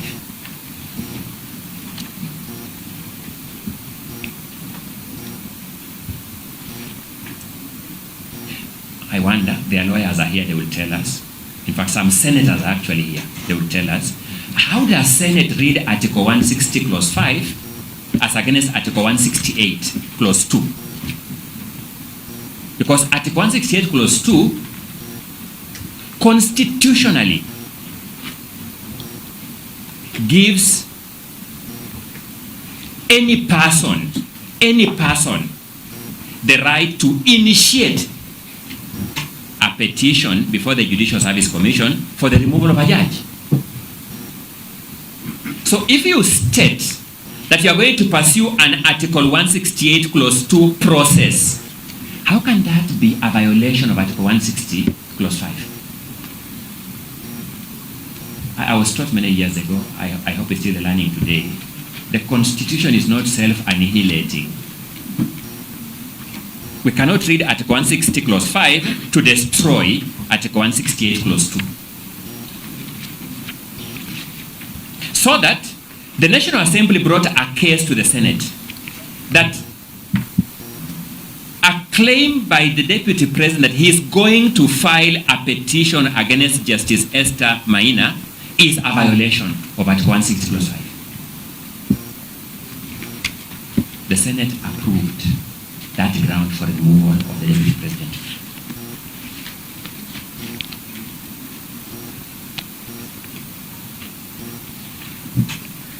Now, let's not lose focus of this, my lords.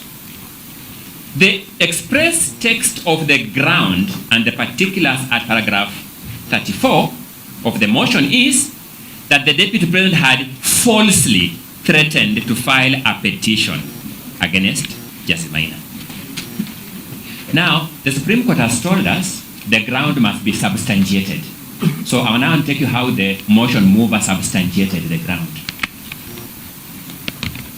If you look at page 60 of the Hansard of 16th October 2024, so on the attached the affidavit of Jeremiah Nyegenye as Annex JN10,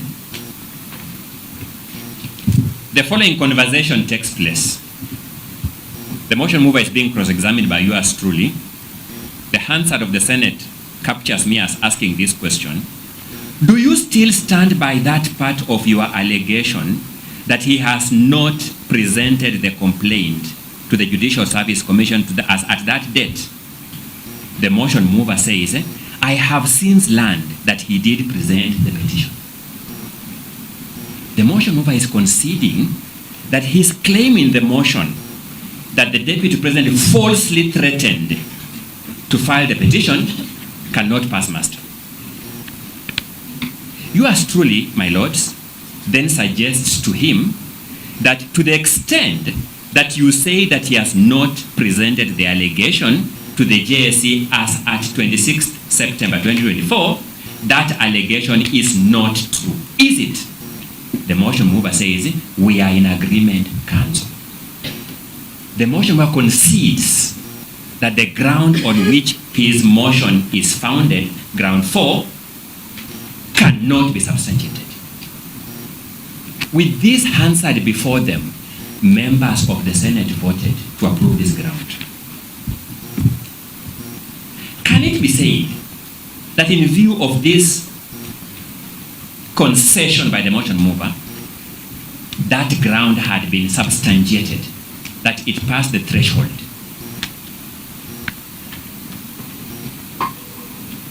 The third aspect I want my lords to reflect on when you retire, you can answer this question either way.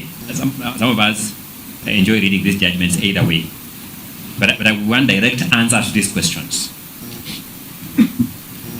A judge has had a case and delivered a judgment and become functus officio.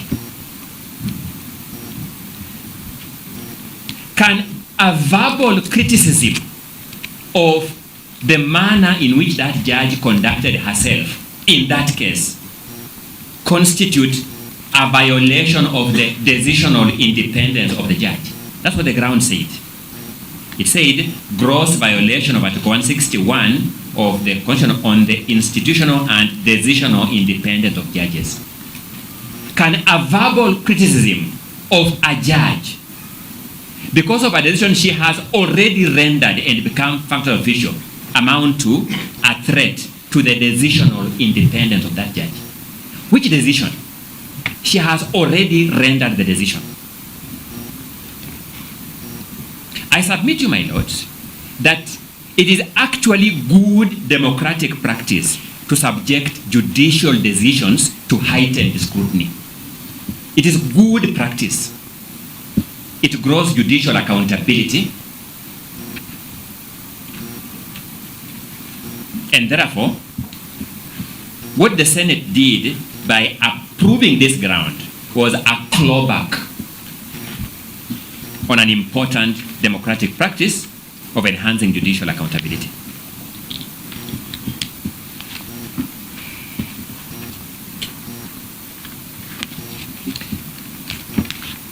The two grounds that I want to build simultaneously are grounds 5 and 6, because they suffer the same fate of inadequacy. Grounds 5 and 6. Ground 5, and both of them were approved. So I've already dealt with one that was approved. I'm dealing with two others. Then I'll deal with two others to finish the 5 that were approved. Ground 5 accused the Deputy President of gross violation of Articles 3.1 and 148.5a of the Constitution and fidelity to the oath of office and allegiance.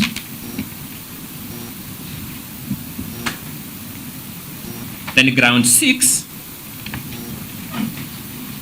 provided that the Deputy President, that there were serious reasons to believe that the Deputy President had committed a crime under sections 13(1)(a) and 62 of the National Cohesion and Integration Act. Those were the two grounds. So, a ground must be supported by particulars. That's what the Supreme Court has said. Then the particulars must be substantiated. Now, when you look at the motion, ground 5 had no particulars of its own. Ground 6 had no particulars of its own.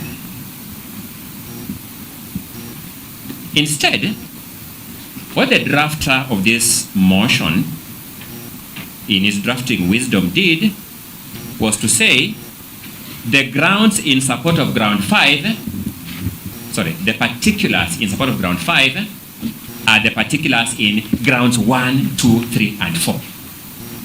That's what he said. Similarly, in respect of ground 6, the drafter didn't supply particulars. Instead, he said the particulars in support of ground 6 are the grounds set out in the particulars set out in grounds 1, 2, 3, and 4.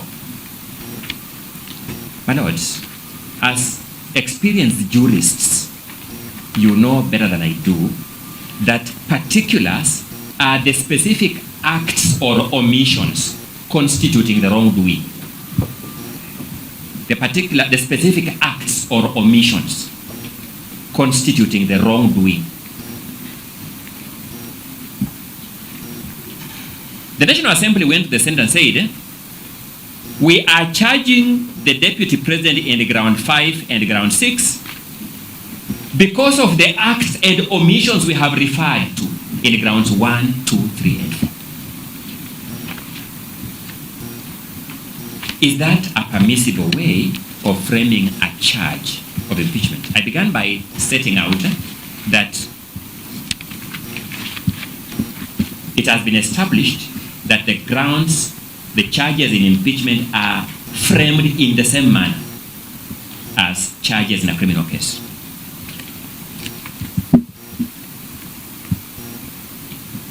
This court, the High Court rather, has held in 3 different cases. The case of BMK versus Republic, 2020 EKLR. The case of LKO versus Republic, 2022 EKLR. And the case of Etiang versus Republic, 2022 EKLR. I'll just refer to one because they make the same principle. Yes, Zongudi said, and I quote, the problem I find in the charge sheet is one of multiplicity of charges. Then she defines multiplicity. Multiplicity in a charge sheet arises from charging of a single criminal act as multiple separate counts. This may result in violation of the right of an accused person under Article 50, Clause 2, Paragraph O of the Constitution. That multiplicity of charges is a violation or a threat to Article 50, Clause 2, Paragraph O. And it defines multiplicity to mean charging a single act as multiple separate counts. So therefore, when the National Assembly tells us that the acts in ground 1, 2, 3, 4 are the same acts that constitute the ground 5 and ground 6, these two grounds were bad for multiplicity. They were a violation of Article 50 of the Constitution. They cannot found a threshold for impeachment. Both of the two grounds were approved by the Senate as constituting the basis for removal of the Deputy President from office.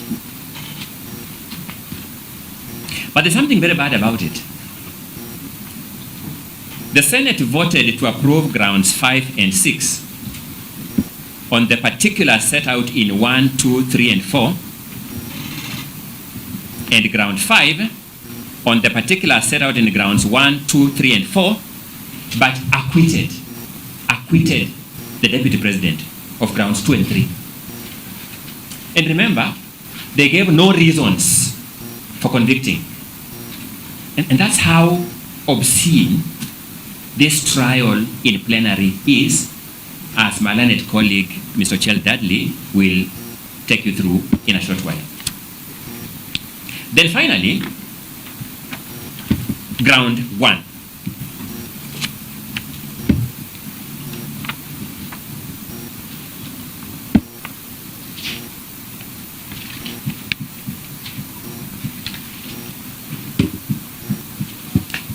Ground 1 accused the Deputy President of gross violation of Articles 10(2)(a), B, and C, 73(1)(a) and 2B, 75(1) and C, so 75(1)(c) and 129(2) of the Constitution, and Articles 47(1) as read together with Articles 131(2)(c) and D of the Constitution. In summary, my lords, these were the grounds that accused the Deputy President of talking about shares in government and shareholding in government. Let me just paraphrase it like that. That's in summary what this is about.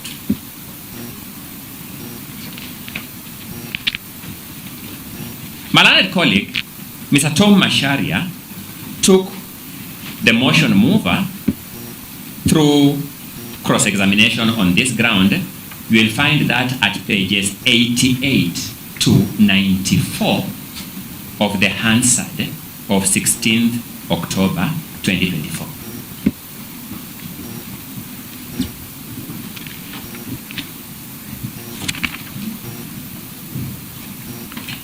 So a number of things emerged. I just summarize them. Number one, the motion mover confirmed that the government of the day in Kenya is formed by a coalition of parties named the Kenya Kwanza Coalition.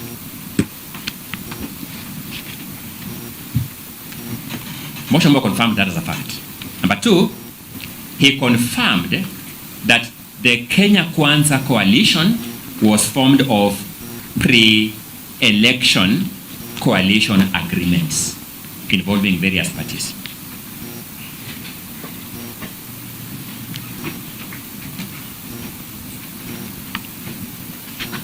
Number three, among the parties were UDA, ANC, Ford Kenya, and PAA or PA, as is sometimes called. And my lord, this must come out very succinctly from me. It bears that PAR is the party whose party leader was the Speaker of the Senate presiding over these proceedings.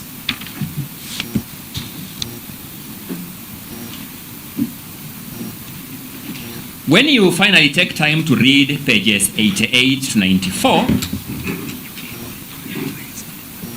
the motion mover confirmed that each of these coalition agreements made references to sharing of government.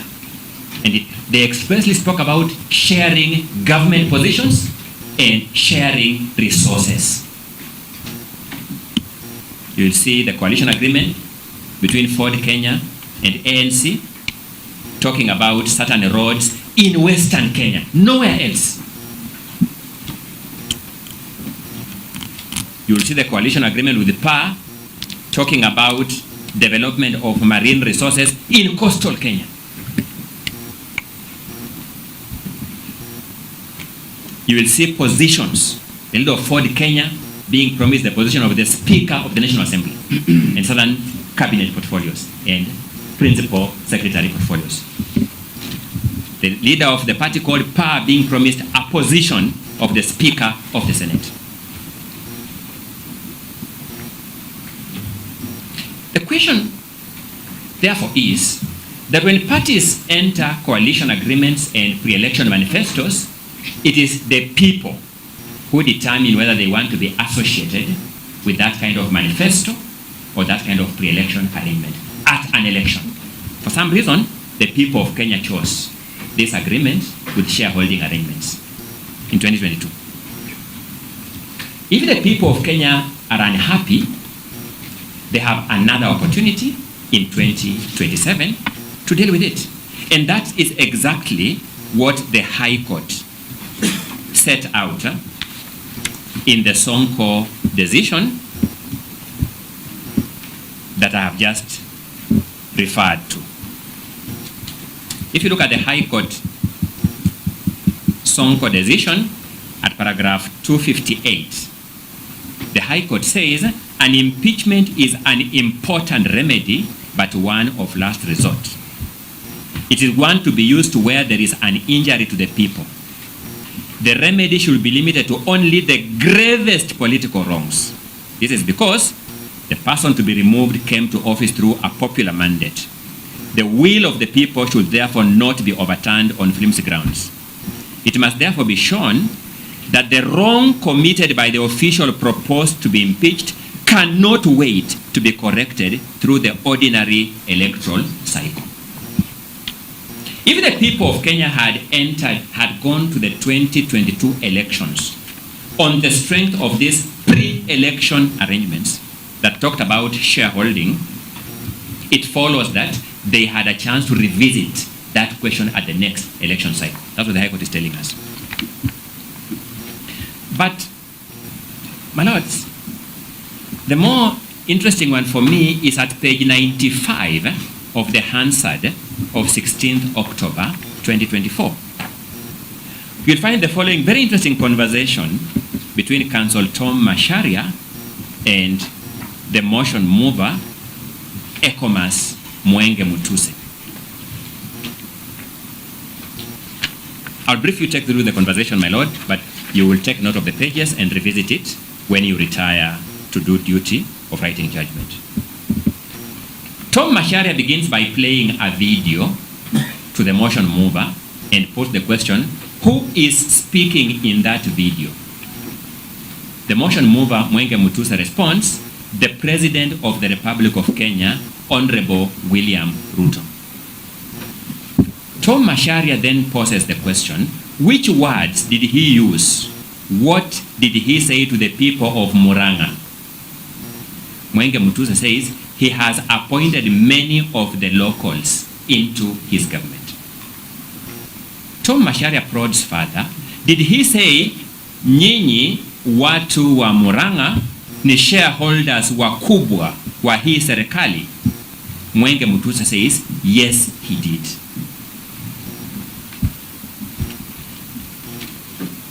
The people of Kenya have no difficulty waiting to assess their president at the next election cycle in 2027 following this conversation. The question we want you to deal with is this. Why is the president's reference to the people of Murang'a as shareholders in his government acceptable political rhetoric? And a similar reference to the people of Nandi and Kericho, because those are the areas mentioned in the motion, by his deputy, an impeachable offense.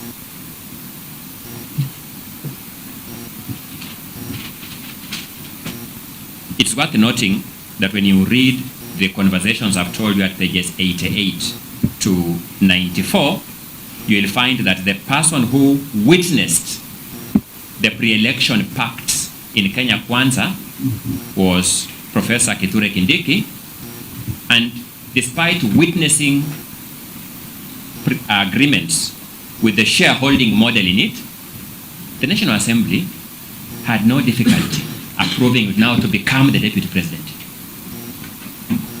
It is that uneven-handedness that we want this court to ask itself this question. Did the National Assembly find a wrong, then sought to establish who is the wrongdoer to be punished, then found the deputy president? Or did it find the deputy president, then asked, what wrong can we put on him to punish him? Which is what appears to me to have transpired in this set of circumstances. I have taken you through the 5 grounds that were approved by the Senate to demonstrate to you that they were bad for multiplicity. That's grounds 5 and 6. They fell short of the threshold as set out in Article 150 of the Constitution, as expanded upon through judicial interpretation. And therefore, generally, they could not found a motion for removal of the deputy president from office. While principally, therefore, beseeching this court to allow this petition, allow me now to invite my learned colleague, Mr. Chell Dudley, to take you through the reading of the constitutional prescription on the impeachment procedure and how the interpretation of those provisions by the Speaker of the Senate fell way off the mark. Mr. Dudley, you're welcome. Thank you, my lord. Thank you.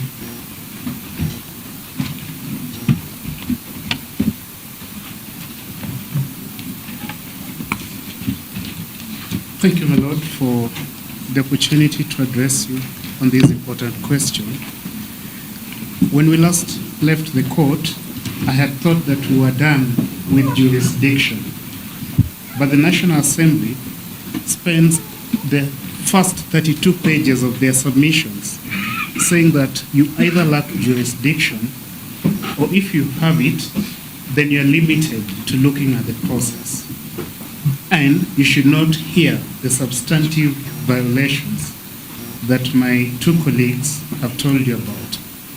They cite, quite helpfully to us, a Filipino case, Francisco versus House of Representatives, where the Filipino Parliament had similarly argued that the Filipino judiciary had no jurisdiction to review impeachment proceedings. The court concluded that that process has procedural safeguards, and therefore it answers to a legal process.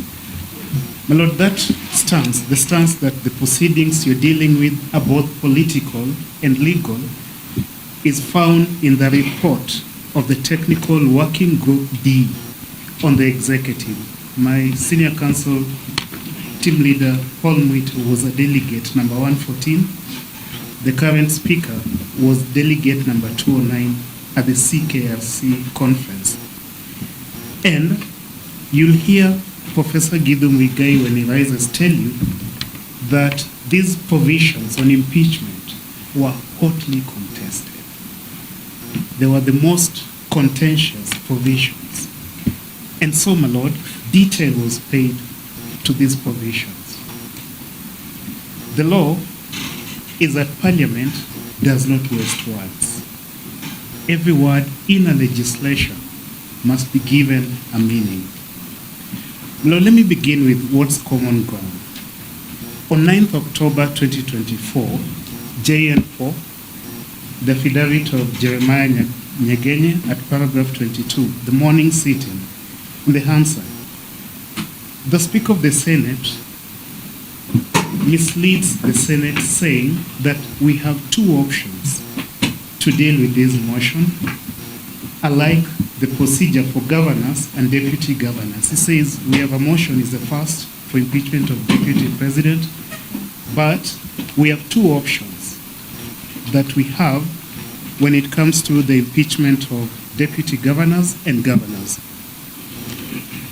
My lord, that is a heresy. And because of that, just common ground again, the Senate does not form the committee. The special committee under Article 145(3) is not formed. Why? The Speaker misleads the House that they have two options. They can either investigate the charges by committee, Article 145(3)(a), or they can investigate by plenary, like they do for governors. My lord, I request that my lords be given our rejoinder submissions, table 1, because I intend to spend a moment or two there. My lord, the Senate picks the 10-day timeline applicable to the special committee. Remember, they've dropped the committee. They've said, no, we have two options. We are investigating it in plenary. But they retain the 10-day timeline applicable to that special committee. And so, when the deputy president falls ill, my colleagues have addressed this, the Speaker holds on to the 10-day deadline applicable to the special committee for a plenary hearing. And the members of the Senate vote to deny the deputy president even the benefit of that 10 days, the balance of it. They say we must conclude our business today. In doing that, the Senate grossly violated the Constitution. My lord, let me bring your attention to Table 1. In Table 1, we've tabulated the differences between Article 145(3), Senate Standing Order 78 and 80, and Rule 2, Rules of Procedure for removal of the Deputy President by impeachment and governors. My lord, Article 145(3) does not give two options, it gives one option, and it says that within 7 days after receiving notice of the National Assembly resolution, the Senate Speaker shall convene a meeting of the Senate to hear charges against the President. And the Senate, by resolution, may appoint a special committee comprising 11 of its members to investigate the matter. The special committee has a constitutional function. It investigates the charges for seriousness. Then it reports to the Senate. My lord, there's a may which seems problematic here, but we'll tell you where that may originated. But as it is, it makes grammatical sense. The Senate must convene within 7 days, and if the Senate convenes in 7 days and the motion is approved, there's something worthy of investigation here, the Senate may appoint the committee. It must not appoint the committee always. Why? Because sometimes you'll find that it's flimsy.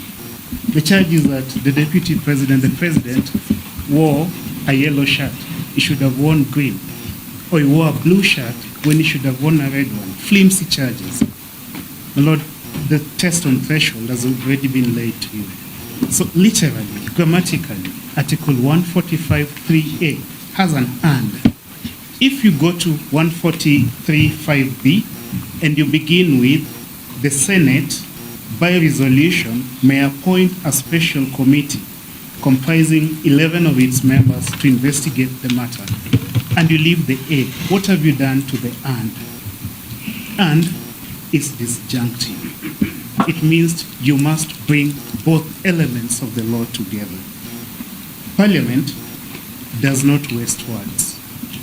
Every word used by Parliament in a law has meaning, and the court must give each word in the law meaning, especially if that law is a constitution.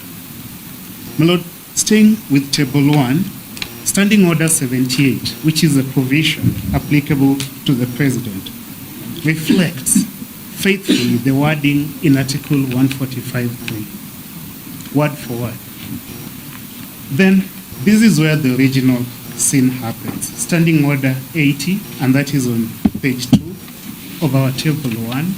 I really hope that my lords have it so that we take this argument, because it's a technical one and it's on the details. But when you come to Standing Order 80, which is the procedure applicable to governors and deputy governors, it allows the Senate to investigate in plenary. Standing Order 81 says, within 7 days after receiving the resolution, the Speaker of the Senate shall convene a meeting of the Senate to hear charges against the governor. And the Senate may, 1, by resolution, appoint a special committee comprising 11 of its members to investigate the matter, or investigate the matter in plenary. The Speaker imports this or in Standing Order 80, brings it to Standing Order 78, replaces the and there. The Senate shall convene and may by resolution appoint a committee. He replaces that and, he deletes it. He uses or. So he tells the senators you have two options. You can go investigate this by special committee, or you can investigate it by plenary, like we do for governors.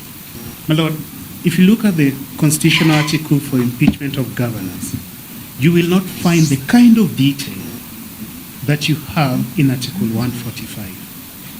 Why? My learned friend, my senior Professor Githu, will tell you that this Article 145 was intensely debated. It was one of the most contentious provisions in the history of the making of the Constitution. So it comes complete with detail. But the Speaker here replaces the word or in Standing Order 80 and takes it to Standing Order 78 to Article 145.3. He deletes and implants or. What misled the Speaker could be is Rule 2. My Lord, that's the last item, number 4, on page 2 of our Table 1. Rule 2, Rules of Procedure, also makes the same mistake. It replaces the legislative word and in Article 145 with the or, disjunctive. My Lord, Rule 2 says the Senate may in plenary investigate the matter and determine whether the particulars of the allegations against the President have been substantiated. It has now omitted. The special committee is gone. So Rule 2 goes to 145.3 and then descends to B by plenary. It's saying the Senate may investigate by plenary. Where did this error originate? In the making of our Constitution. My Lord, I go to that because if, suppose we are not making sense and our argument is too full of grammar, the theory of holistic interpretation requires you to look at the text, which we have done, and the history. What was the history? And how did we end up with a provision that, quote unquote, could sound difficult? My Lord, the theory of holistic interpretation is mainstreamed as a theory of interpreting our Constitution. Let us then travel back in time to the Bomas Conference. But my Lord, before I do that, allow me to draw your attention to a fresh new publication of the Senate. And that is a digest of the law and practice on removal of county governors and deputy county governors from office through impeachment. First edition, brand new, published last year. I apologize, I haven't yet produced it to the court. I intend to do that, but it's also available online, thanks to the Senate. My Lord, the Senate worries about this process. It says committee vis-a-vis plenary proceedings. And the Senate, this is about governance. It says that the law does not provide for any specific procedure. Page 104, a case digest. You do not have it yet. I've just apologized that I came across it yesterday because it's a new publication, but I will put it on record. When you turn to it and you look at page 104, you find that the Senate says that the law does not provide for any specific procedure. As a result, the county assemblies and the Senate are not bound to follow any route.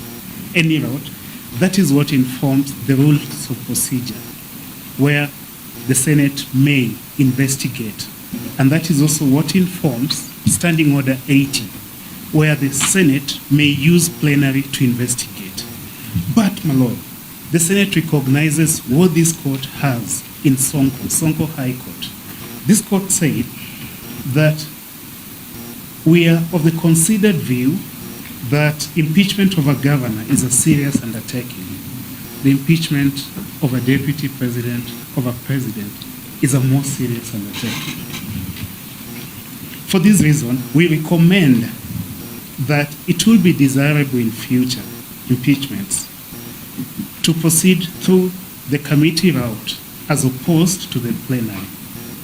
This High Court has recognized the inherent risks in investigating through plenary.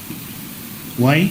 We say so because when the special committee is appointed, the Article 145(3)(a) committee, it has 10 days to deliberate on the matter, thus giving many opportunities to the parties to prepare their cases adequately.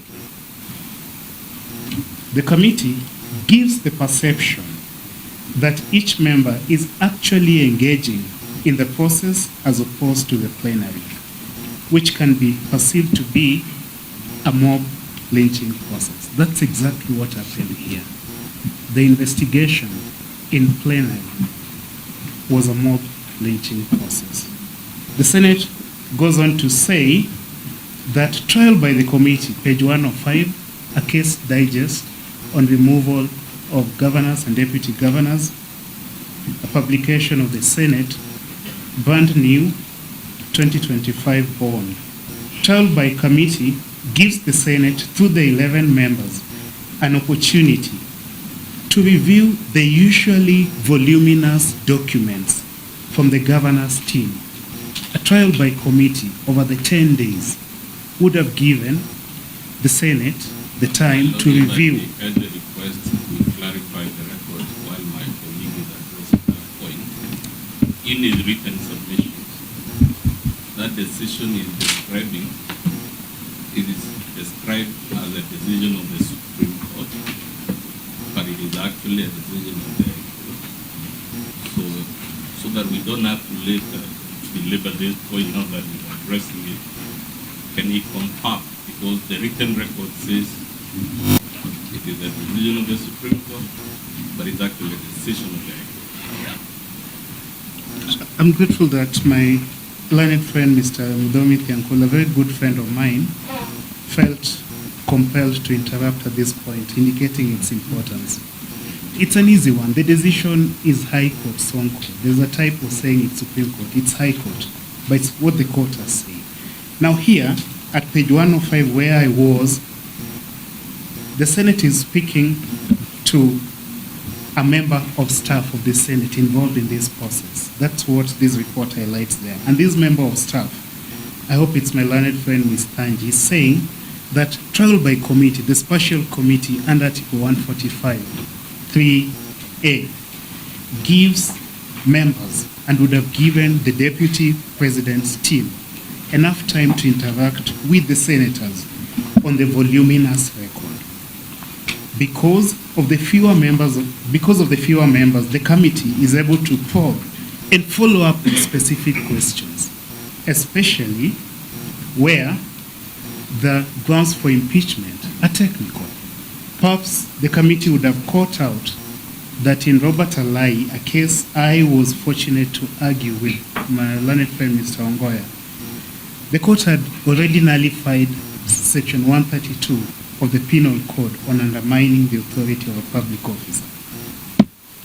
Well, this did not happen in this case.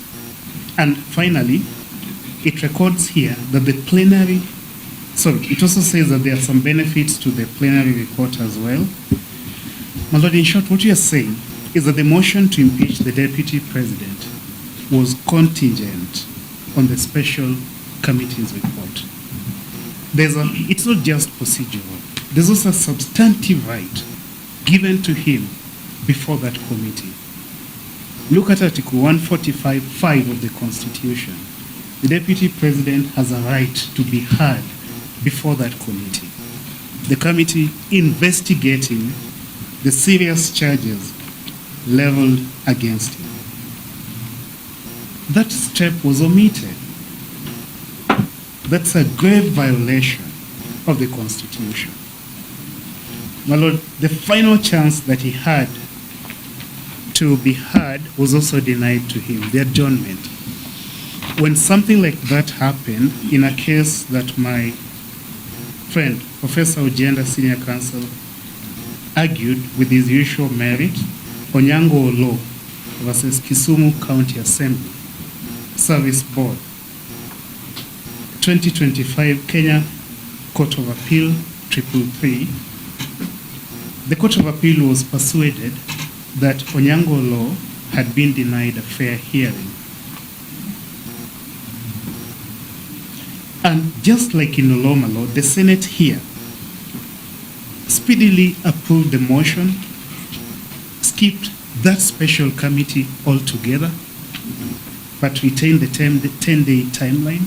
I wonder what the 10-day timeline was doing in a plenary setting where the Constitution does not impose that 10-day timeline, but requires reasonableness. It obviously can't delay until the end of the term, but that 10-day timeline was a stranger in the process. And so the Court of Appeal was persuaded that Onyango Law was unfairly impeached. My Lord, we ask you to take the Onyango Law decision and... I don't like interrupting things at all. But just Onyango Law was given 1 hour. The Deputy President had 10 days. My Lord, whereas the special committee would have had the deputy president over 10 days, he was investigated in plenary over 24 hours and impeached in his absence. So I ask you again to take the Onyango Law decision, and where it says Onyango Law, please substitute Rigathi Gachagua and make your decision. My Lord, let me take you to the drafting history of our Article 145. It was not initially there as Article 145. And my Lord, the theory of holistic interpretation requires you to consider our social, our political, our historical context as a people. That history has names like Oginga Odinga, mistreated by the president, unfairly removed from office. It has Kungu Karumba, George Saitoti, at some point, not appointed at all, reappointed after the elections. I forget which year, I was a young boy then. But in your ruling of 31st October 2024, my Lord, you recognize this history, and you said that the vice president served entirely at the president's mercy. That was a framework that the 2010 Constitution sought to transform. And under the 2010 Constitution, the office of the Deputy President is fundamentally redefined. Your words? It was safeguarded from arbitrary and capricious actions by the President. Before the Senate, on 16th October 2024, another good friend, Senior Counsel Otiende Amolo, a former member of the Committee of Experts, who was familiar with the drafting history of Article 145, reflected as follows, and I quote, "Before the 2010 Constitution, we would not have been here for this process for 2 days. We would not have been taking this process in the National Assembly. The President would sack the Vice President at whims, including for not liking the color of his shoes." So my example of the color of his coat was not so far-fetched. It is on the Hansard record. My Lord, that's a correct reflection on the intention, on the history, on the motivations, on the framing of Article 145. In the National Land Commission versus Attorney General Supreme Court Advisory Opinion, the court held that unlike the independence constitution that failed to articulate the history and struggles of the people, the 2010 Constitution integrates that history and the people's view. And so, my Lord, when you turn to interpret Article 145 and you encounter the challenge with the may appearing in the second part of it, in 135 3b, and you wonder why does it appear this way, you must remember the history. Speaking of history, at page 182 of the CKFC final report, and that, my Lord, is a lawyer's Bible, it is a constitutional lawyer's Bible. It is the reference point for ambiguous text. We go back to it to see what was the intention here, what was the struggle, what was the mischief. The people said that, I quote, "there should be adequate mechanisms to avoid the risk of impeachment being used for purely political motives." Page 802 of that CKFC final report records that impeachment was one of the most contentious issues leading to extreme polarization amongst delegates. And the issue was not about the desirability of impeachment. No, it was about the procedure. What procedure do we use? Because we agree that the president must be amenable to impeachment. It is a remedy of last resort. But what procedure do we use?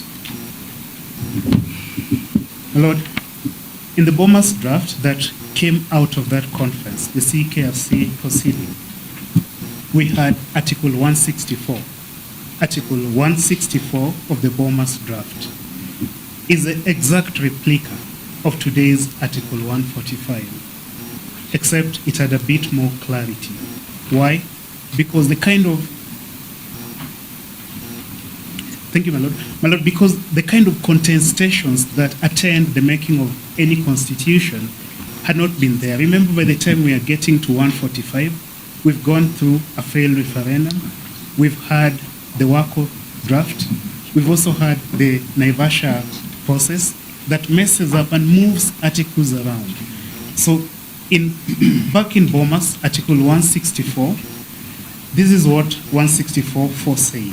If a motion is passed under Clause 3, Clause 3, the Speaker of the Senate is considering what has come from the National Assembly, the Senate shall appoint 13 of its members as a special committee in accordance with the standing orders to investigate the matter.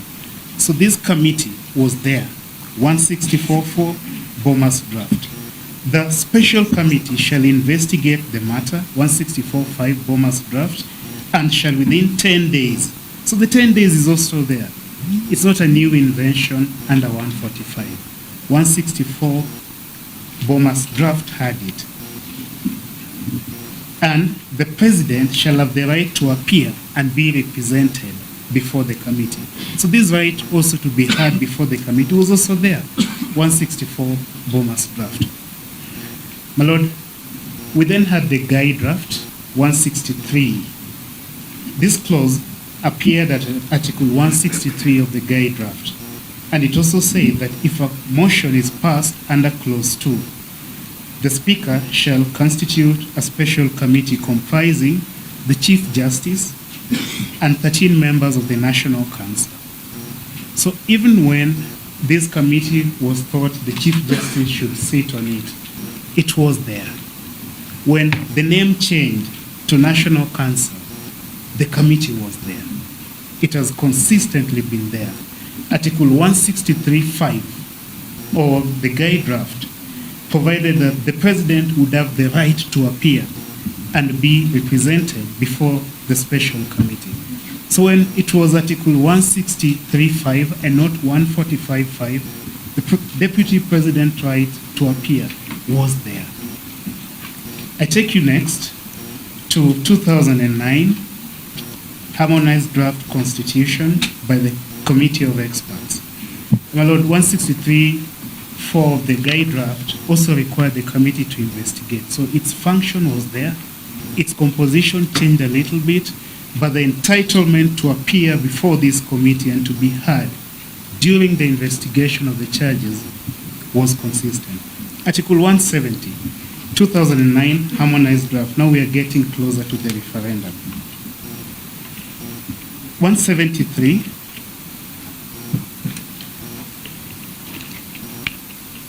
upon hearing the charges under Clause 2, Article 173, 2009 Harmonized Draft, upon hearing the charges under Clause 2, the charges approved in the motion that has come from the National Assembly, the Senate may, by resolution, appoint a special committee comprising 11 of its members to investigate the matter. So the number is now at 11.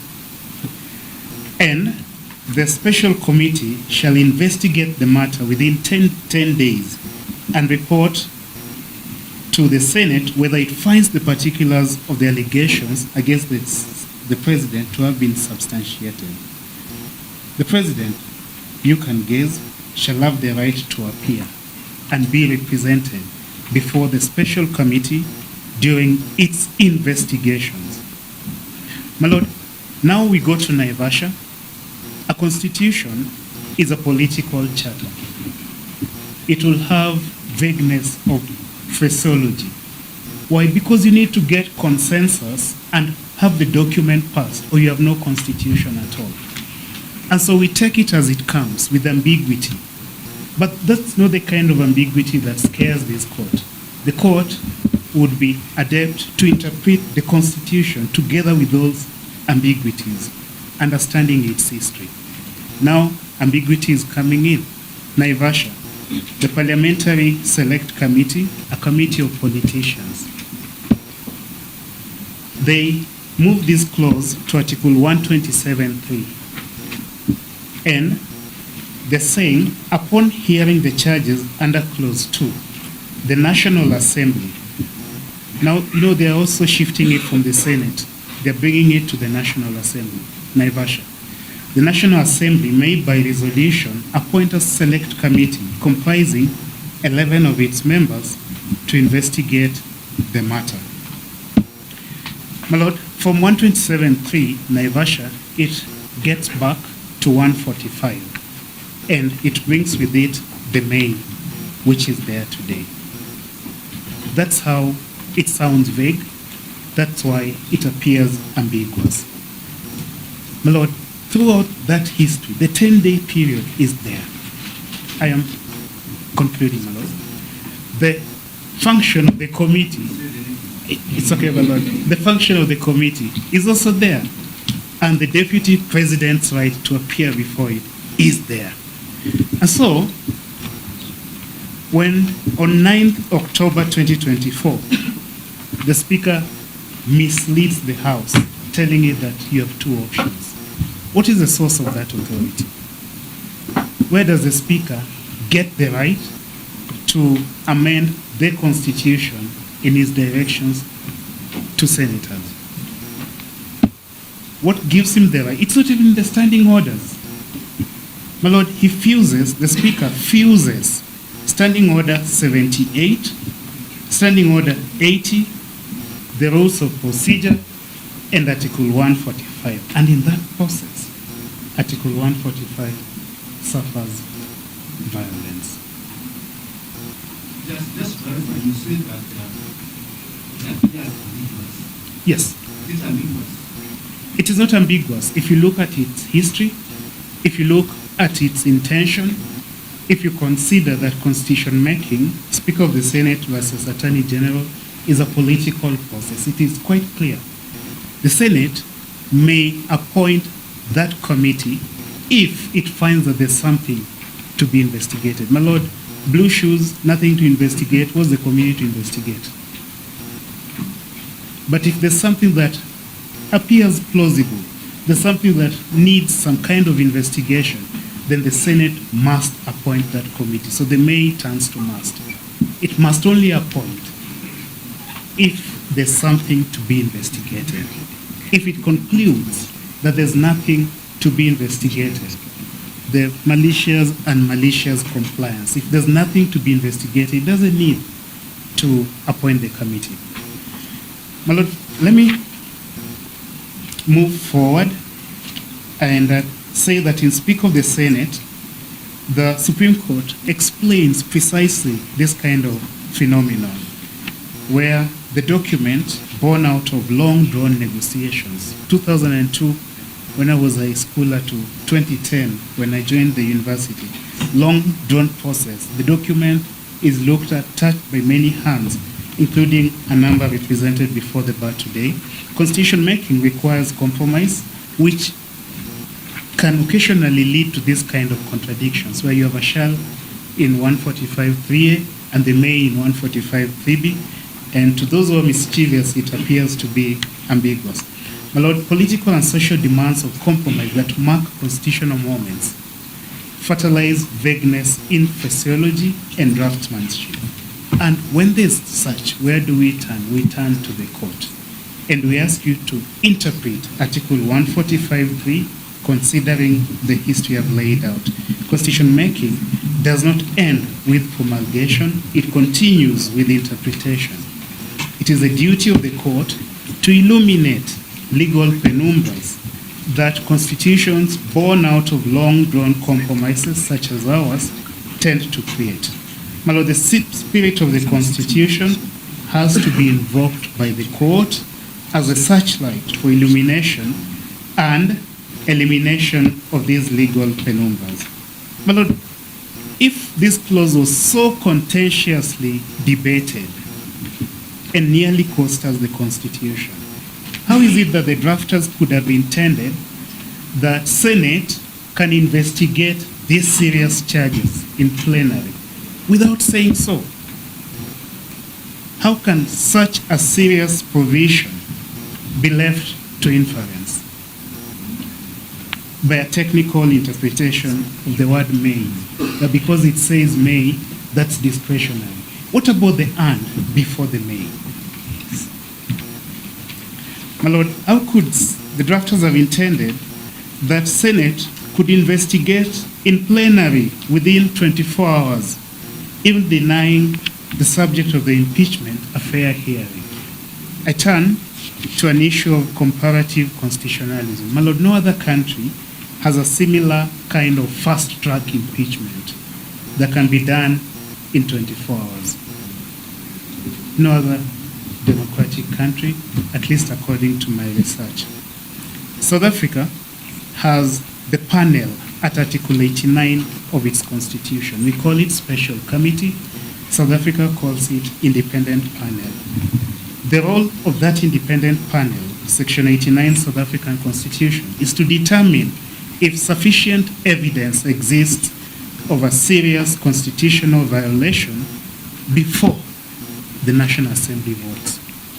The role of this special committee was to sieve off some of these things that we are now confronting you with. Section 132 Penal Code, nullified. How can it form an impeachment charge? United States uses the House Judiciary Committee to investigate the charges. My Lord, In Nigeria, Article 143.5 of the Nigerian Constitution, there's a panel of 7 members appointed by the Chief Justice of persons of unquestionable integrity, but who are not politicians or civil servants for independence. Panel of 7 appointed by the Chief Justice. If my learned friend, Professor Ojenda, were not a senator, but were a Nigerian citizen, he would sit definitely on this panel. In Philippines, Article 11, Section 3, that it's called the Committee on Justice, this special committee. In South Korea, Article 65, the committee is called the Legislation and Judiciary Committee.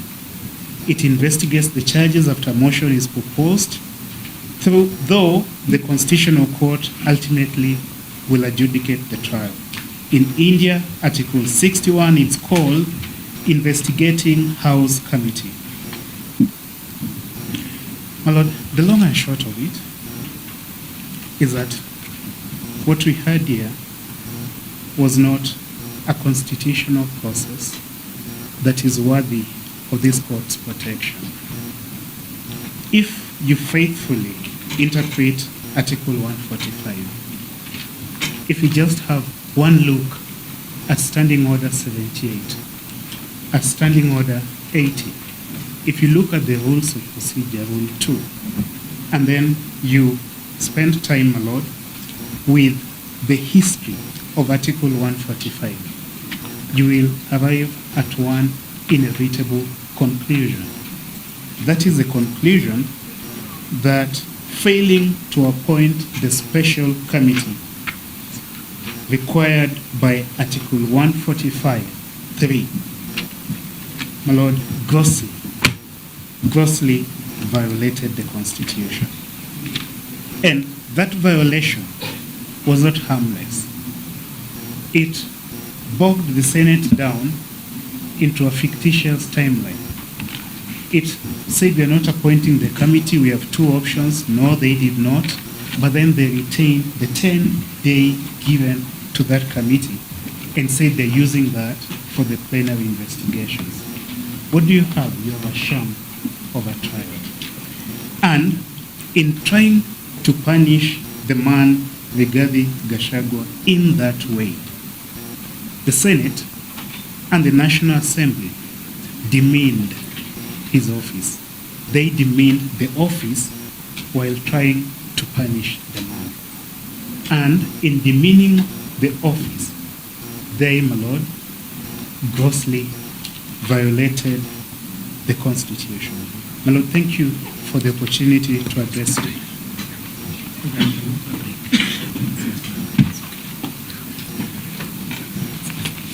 I think we have made good progress. We adjourn for lunch, then we come back.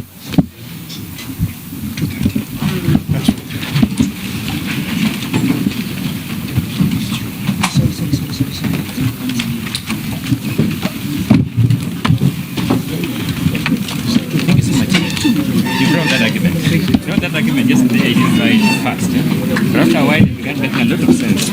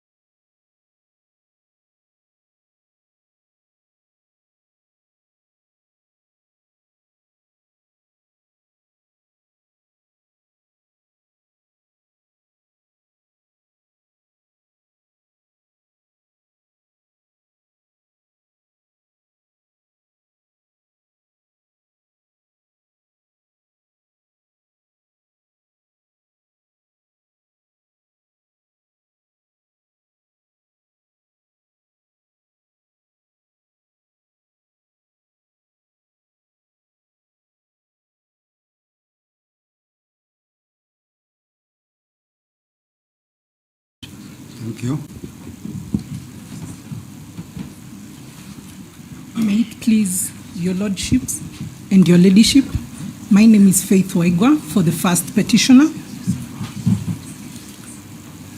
My lord, I shall be addressing you on issue G.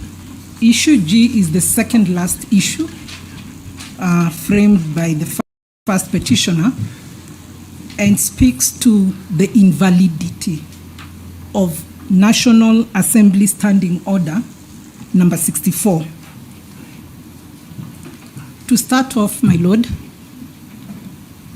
at paragraph 147 of the first petitioner's submissions dated 7th October 2025, we did highlight the issue as National Assembly Order number 46 as opposed to 64. So we wish to correct that now. The body of the paragraph speaks to the correct provision, which is 64. It's just the heading that there was a spelling mistake.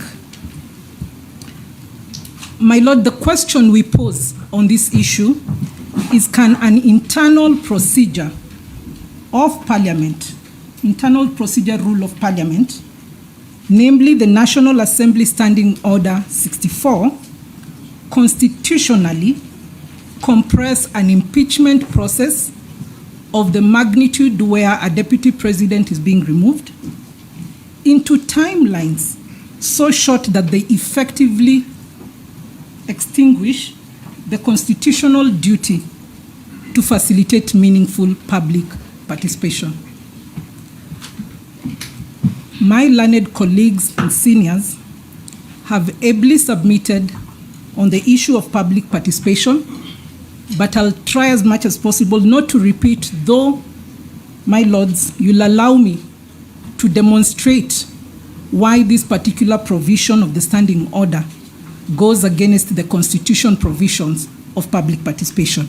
And to that extent, we will be answering our question in the negative.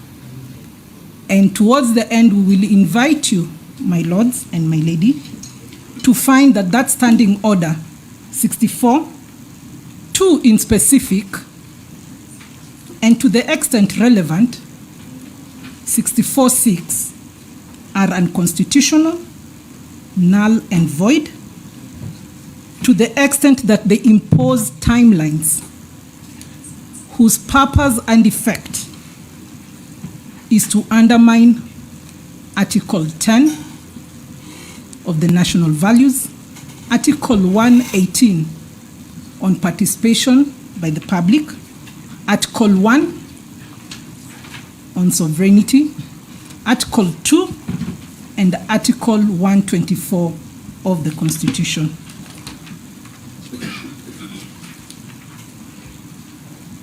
My lord, this is not an attack on parliamentary autonomy. It is a defense of constitutional supremacy, and we proceed to demonstrate as follows. A procedural rule that makes meaningful public participation impossible is itself unconstitutional, however neatly drafted. The vice in Standing Order 64 is not merely that it provides timelines. The problem is that those timelines are constitutionally disabling. And I will demonstrate what Standing Order 64 provides. It requires, 1, the National Assembly's Speaker to dispose of an impeachment motion within 3 days of its notification.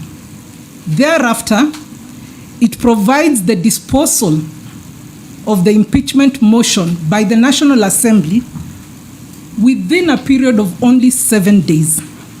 We have 339 members of the National Assembly who are supposed to dispose of the impeachment motion within 7 days. And lastly, it provides for transmission of the resolution of the National Assembly once they've passed the motion to the Senate within 2 days. The real vice falls under under Standing Order 64-2, where the National Assembly has only 7 days within which to dispose of the impeachment motion. This standing order compresses a matter involving reversal of several sovereign electoral choice into 12 days, thereby making meaningful public participation illusory. And where participation becomes illusory, Articles 10 on participation of the people being a national value and principle of governance is affected. And Article 118 on public access and participation is also affected. Article 2, my Lord, of the Constitution is supreme. Anything inconsistent with it is void. The standing orders themselves derive their authority under Article 124 of the Constitution, and therefore they do not sit above the Constitution and cannot cut down constitutional obligations. The Supreme Court in Mate and another versus Wambora and another 2017, the court held as follows: courts have jurisdiction to interrogate even parliamentary standing orders for constitutional compliance. So this principle, my lords and my lady, answers any argument by the respondents of non-justiciability. This honorable court is being invited to supervise parliamentary politics. It is being invited to perform its constitutional duty of reviewing constitutionality. My lords and my lady, constitutionality is judged not only by text, but by purpose and effect. So we look at what is the purpose of Standing Order number 64-2. Its purpose is to force expedited disposal of impeachment motions. But what is its effect? In reverse, to restrict Parliament ability to facilitate meaningful public participation in the impeachment proceedings. With this, Standing Order number 64-2 has a purpose and effect that undermines constitutional rights and national values and principles of governance, and therefore should be found to be invalid. The petitioner specifically pleads this at paragraph 98 of its further amended petition. And that is the vice before this honorable court. My lords and my lady, impeachment is not ordinary parliament business, and that has been admitted by the respondents when they say impeachment is not necessarily a legislative process. It seeks removal of a directly elected constitutional office holder, and in practical terms, revisits the sovereign will expressed at the ballot. It is that serious. Such a process demands heightened constitutional safeguards, not reduced ones, like we have seen in Standing Order number 64. Yet Standing Order 64 does exactly the opposite, my lord. That inversion should then be found to be unconstitutional. My lord, I won't repeat what has been submitted before you on public participation. However, you've heard clearly that public participation conducted on the 4th and 5th of October 2024 did not meet the threshold of the principles laid out in the BAT case. This is the British American Tobacco Kenya PLC versus Cabinet Secretary of the Ministry of Health. And allow me to just point out what violations were made. And had we had more time, had the National Assembly provided for more time in its standing orders, perhaps they would have averted these particular violations. One, Mr. Swanya indicated of the no reasonable notice was issued. A notice of extension of public participation was issued on the 5th of October 2024, which was the last day and D-Day for public participation. There was no reasonable notice whatsoever. There was no informed participation. The people of Kenya were provided with information that was minus the defense by the first petitioner, where they had one-sided story for them to consider whether to impeach or not to impeach the second deputy president. There was no balanced influence. We've heard clearly that at Bomas of Kenya, participants were actually told that the forum was for invited members of the Orange Democratic Movement. That's ODM party.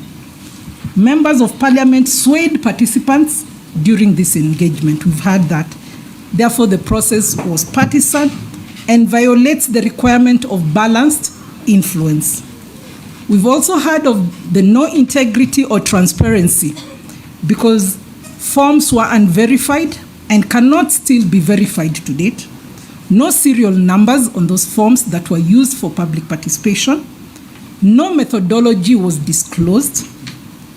And statistical anomalies such as 162.78% support in Keyo South was reported.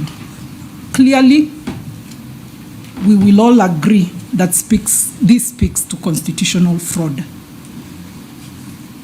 Again, my Lord, I reiterate, if the National Assembly had more than the 7 days required to dispose of this notice, this motion, impeachment motion, then perhaps these violations would have been averted.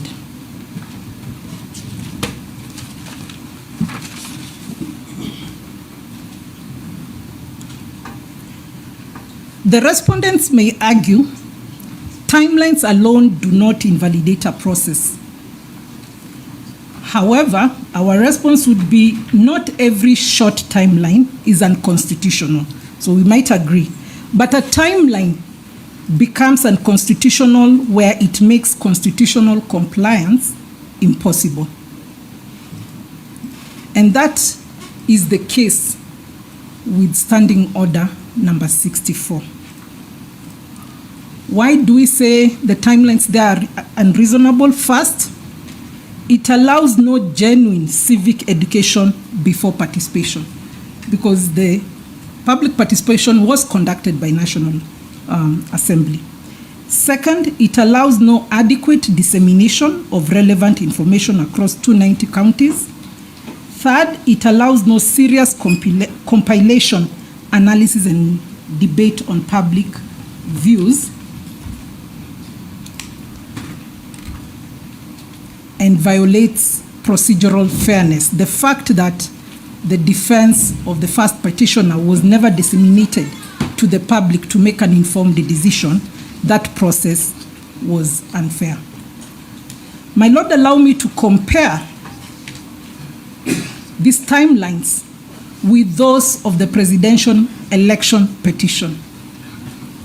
We all know and understand that a presidential election petition is filed by a person who has arguably lost a presidential election. This petition is supposed to be heard and determined within 14 days by a 7-judge bench. In contrast, when removing the same president who's been confirmed perhaps in the presidential petition, the National Assembly allocates itself only 7 days to remove a president or a deputy president who was validly elected using universal suffrage, and the people sitting to remove the president or the deputy president are 349 members of the National Assembly against only 7 judges at the Supreme Court when hearing and determining an election petition. My lords, there is a problem. That removal has to be extremely fast, but confirming can have more time. Confirming a president can have more time, but the removal of such a president or deputy president must be extremely fast. My lords and my lady, I'll draw some comparatives from parliamentary systems of government, which my learned colleague, Ochiel Dudley, was able to bring to your attention. We did the research with him. In Nigeria, the timelines are 4 to 5 months. 4 to 5 months for the entire process. In Kenya, the process is around 2 weeks to 4 weeks maximum. In South Korea, Constitutional Court is given up to 180 days to render its determination.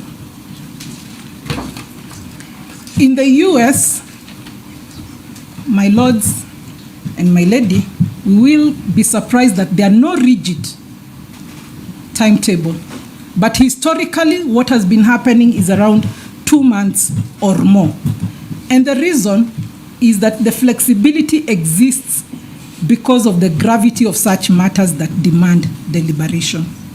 So you will find from the countries we've drawn your attention to is that they are more of an investigative process as opposed to a mob justice process that took place in our country at the National Assembly. Why are we comparing this? This comparative material is not cited to import foreign constitutions. It is cited to illuminate a constitutional principle. Basically, Kenya is an outlier when it comes to timelines for removal of its president or its deputy president. Where removal overturns a popular mandate, constitutional democracies favor deliberation, investigation, and participatory legitimacy, not speed. I repeat, my lords, not speed. So the Kenya's National Assembly Standing Order 64 runs opposite to this democratic pattern. Article 124 creates standing orders as subordinate procedural instruments. Being subordinate procedural instruments, they therefore cannot dilute Article 10 on participation of the people as a national value and principle of governance. They cannot dilute Article 118 on public access and participation. They cannot dilute Article 1 on sovereignty of the people. They cannot dilute Article 47 on fairness in administrative actions and quasi-judicial outcomes and decision. My lord, they cannot dilute Article 50 on fair hearing and Article 2 on the supremacy of the Constitution. As I conclude, my lord, constitutional obligations are not optional where timelines are tight. If timelines make it impossible, then those timelines must yield, not the Constitution to yield.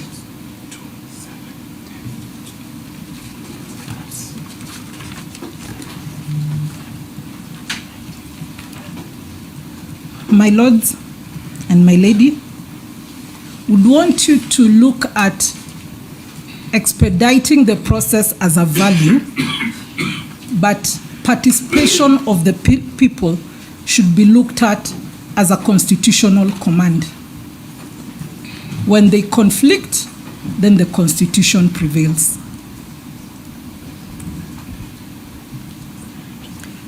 We respectfully invite this Honorable Court to hold that the National Assembly Standing Order 64-2,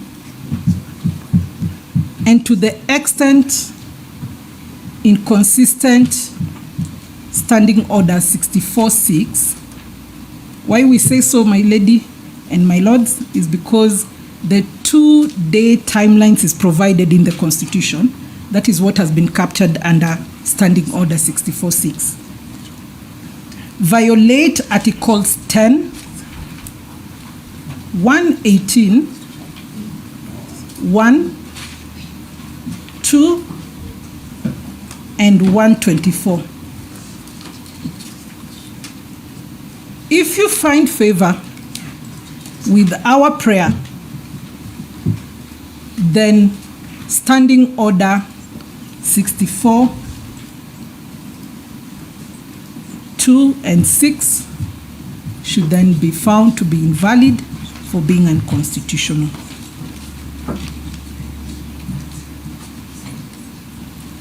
My lady and my lords, as you retire to write your judgment, we need to answer to this question. We kindly request that you address yourselves to: can sovereign will expressed through election be reversed through a process too hurried, like that at the National Assembly, having been given 7 days for the people to meaningfully participate in it? We look forward to a respectful answer of no. And for these reasons, we respectfully urge this Honorable Court to declare the Standing Order 64-2 and 64-6 as unconstitutional, null and void, to the extent they impose timelines whose purpose and effect is to undermine the articles that are mentioned, 10, 118, 1, 2, and 124 of the Constitution. I so respectfully submit. Thank you. Thank you.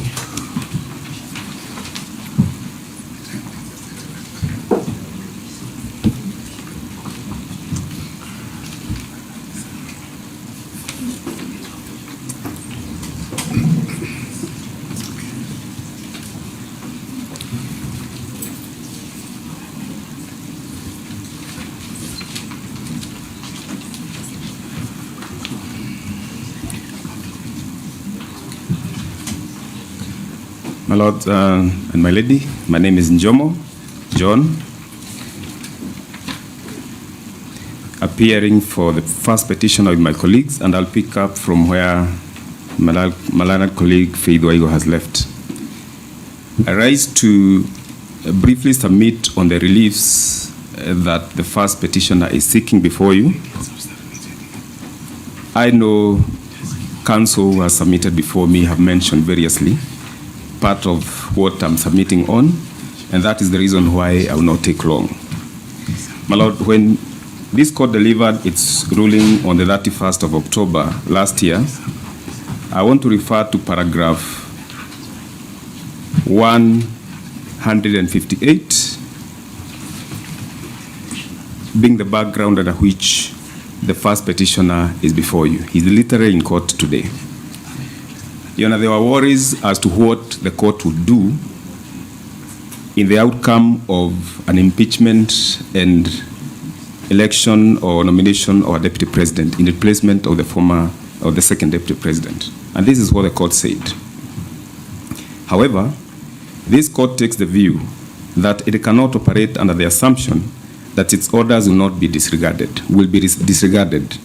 This country has legal mechanisms to address any acts of disobedience. Moreover, the Honorable Attorney General, through Senior Counsel Guido Muigai, has given an undertaking to comply fully with any orders that this court, any orders issued by this court in this matter. So that when we come before you, this court has an open page. All the reliefs that the petitioner is seeking are grantable by the court, because even Professor Guido Muigai, it's on record that he has given an undertaking that there will be full compliance. So that, my Lord, the reliefs that the first petitioner is seeking are captured at paragraph 148 all through to paragraph 148 of the submissions. This is appearing at page 61 of the submissions by the first petitioner. Page 61. That is prayer number H. What are the appropriate reliefs? Starting from paragraph 148, running all the way to paragraph 152. And Your Honor, there has been various mentions of the issue of public participation.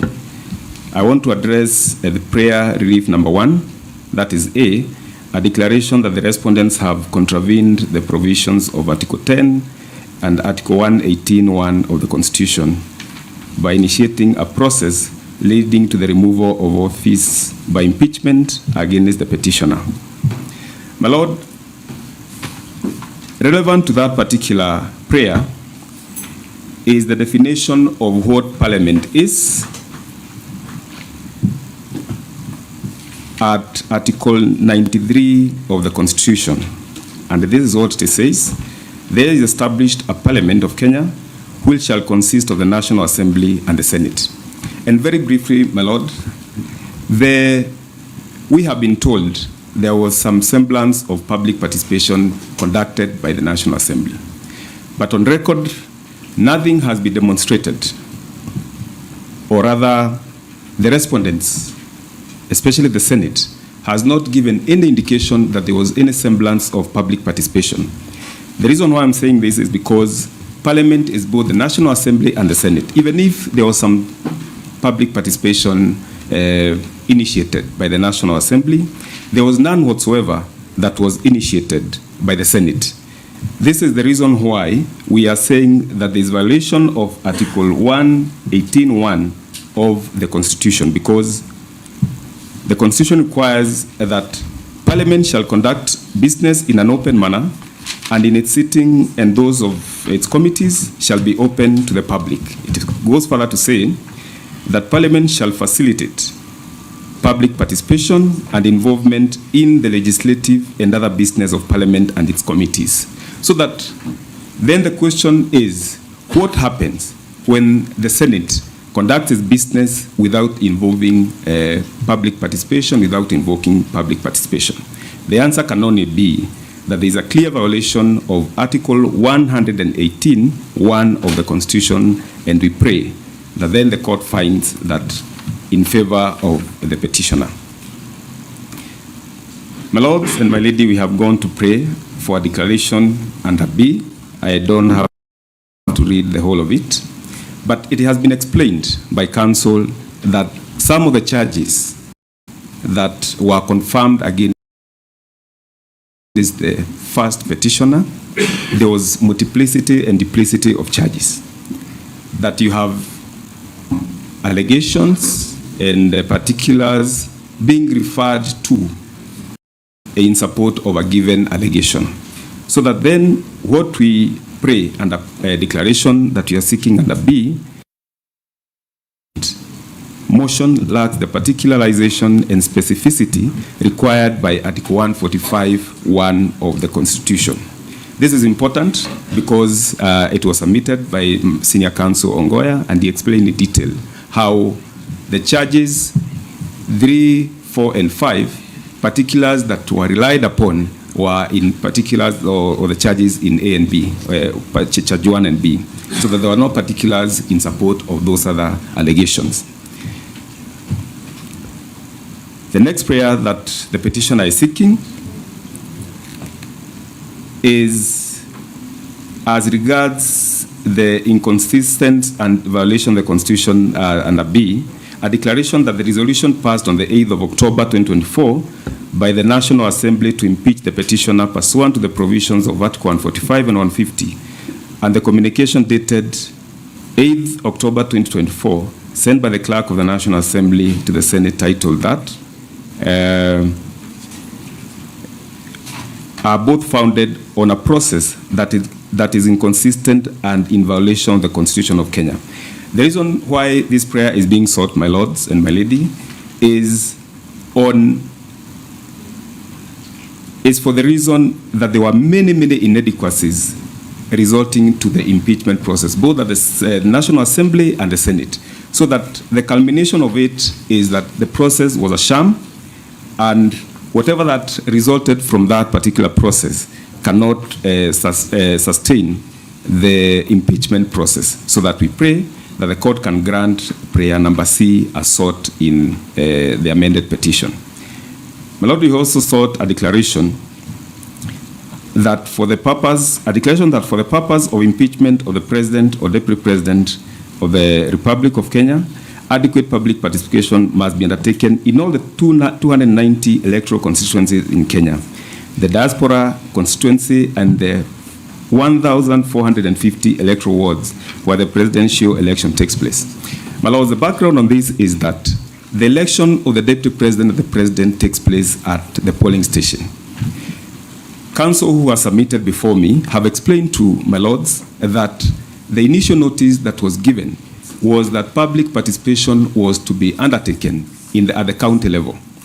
Subsequent communication was that there will be public participation at the constituency level, without an indication as to where the venue and more details to allow members of the public to meaningfully participate in public participation so that they can give their views.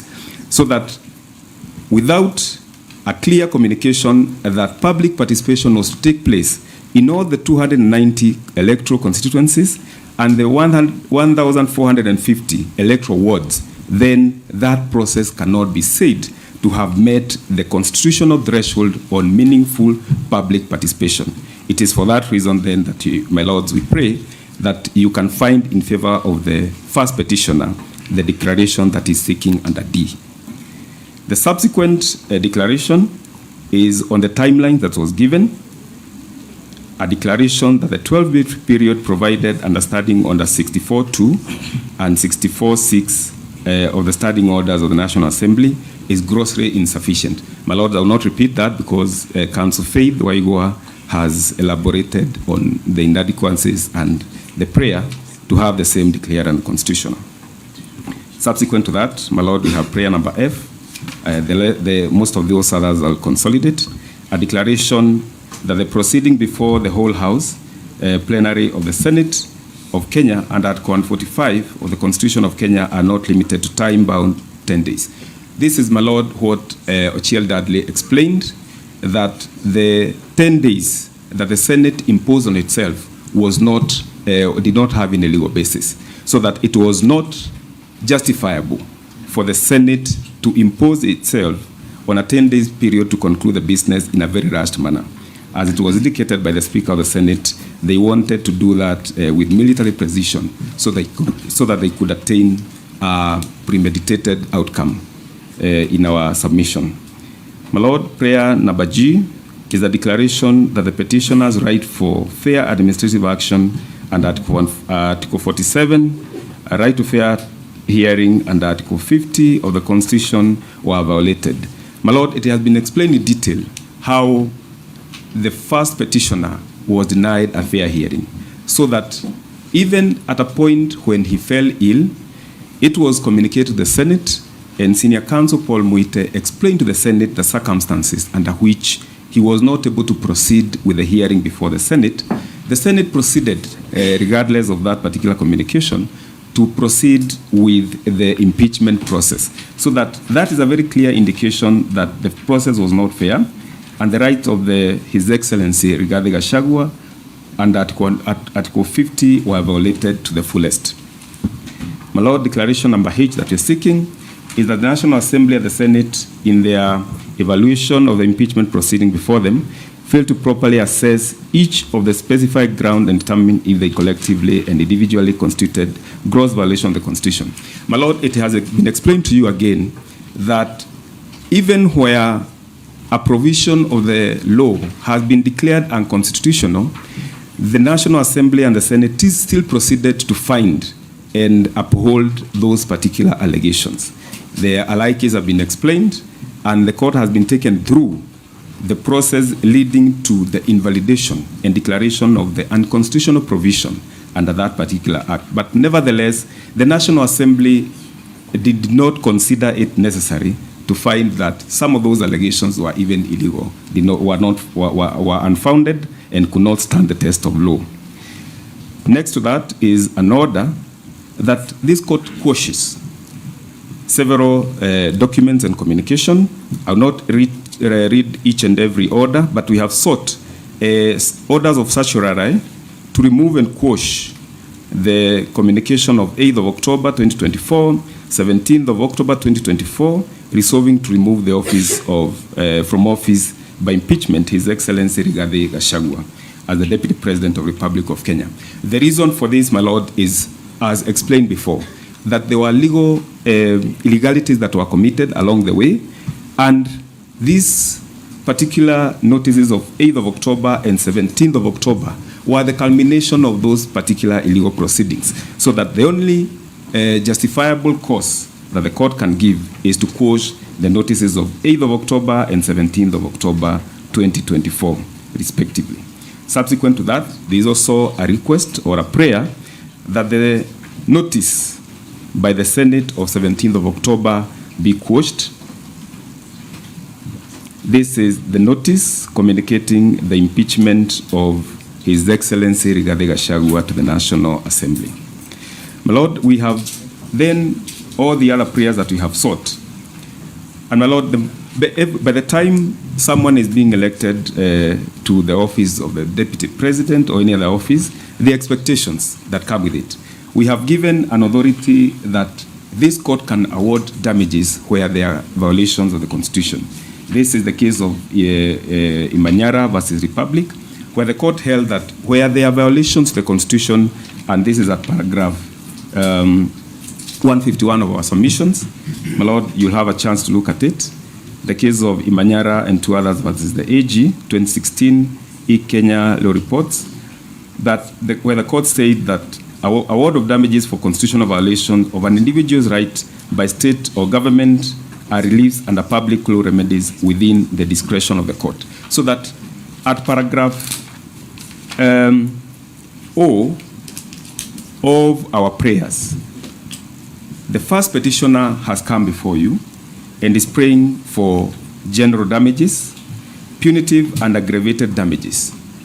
These are not far-fetched because the court has previously found that they are awardable by the court, because if we have demonstrated to the court that his rights were violated, then the court can award damages as prayed under paragraph 01 of our submissions.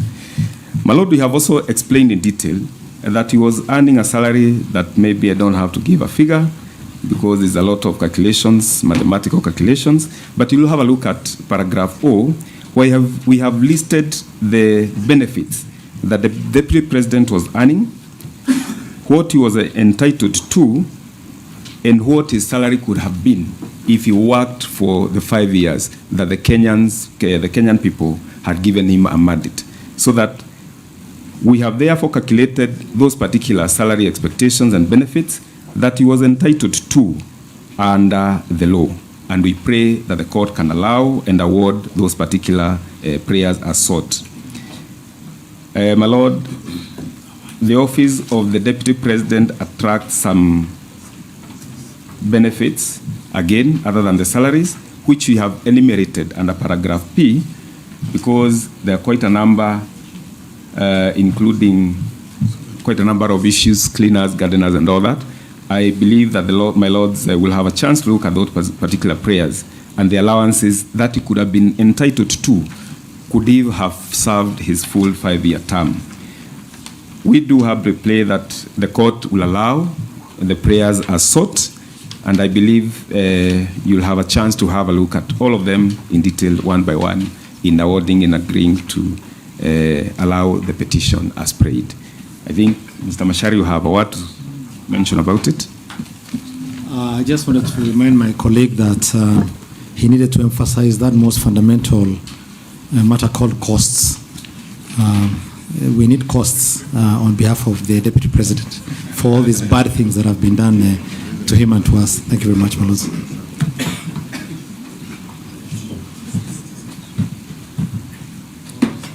Well, that concludes the highlighting on behalf of the first petitioner. We thank you.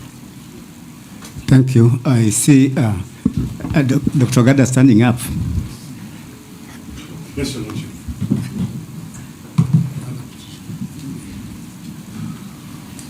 You said you wanted 2 hours, huh? No, 2 hours. We will be done in an hour or less.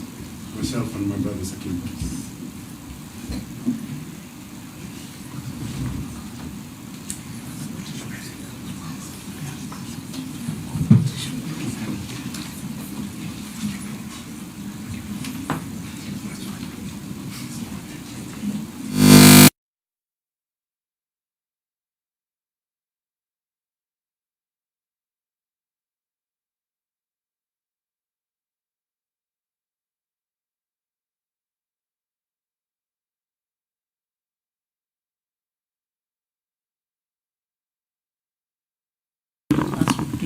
Hello? We'll come through. Well, Lord, we are yet to address the court for the 44th to 49th. I'm also present on behalf of the second petitioner. So I don't know if I'll be able to address today or the other day. Oh, my name is Teresia Wanjiru Kimoto of Tess Kimoto and Company Advocates Kerugoya.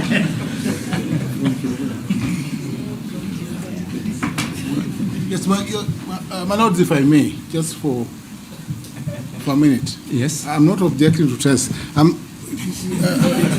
My lord, in terms of equality of arms, I am concerned that the petitioners, having had 5 hours, and the other parties having the possibility of attacking another 1 hour or 2 hours, would then mean the respondent then would have, in terms of equality of arms, we then need the same amount of time in responding.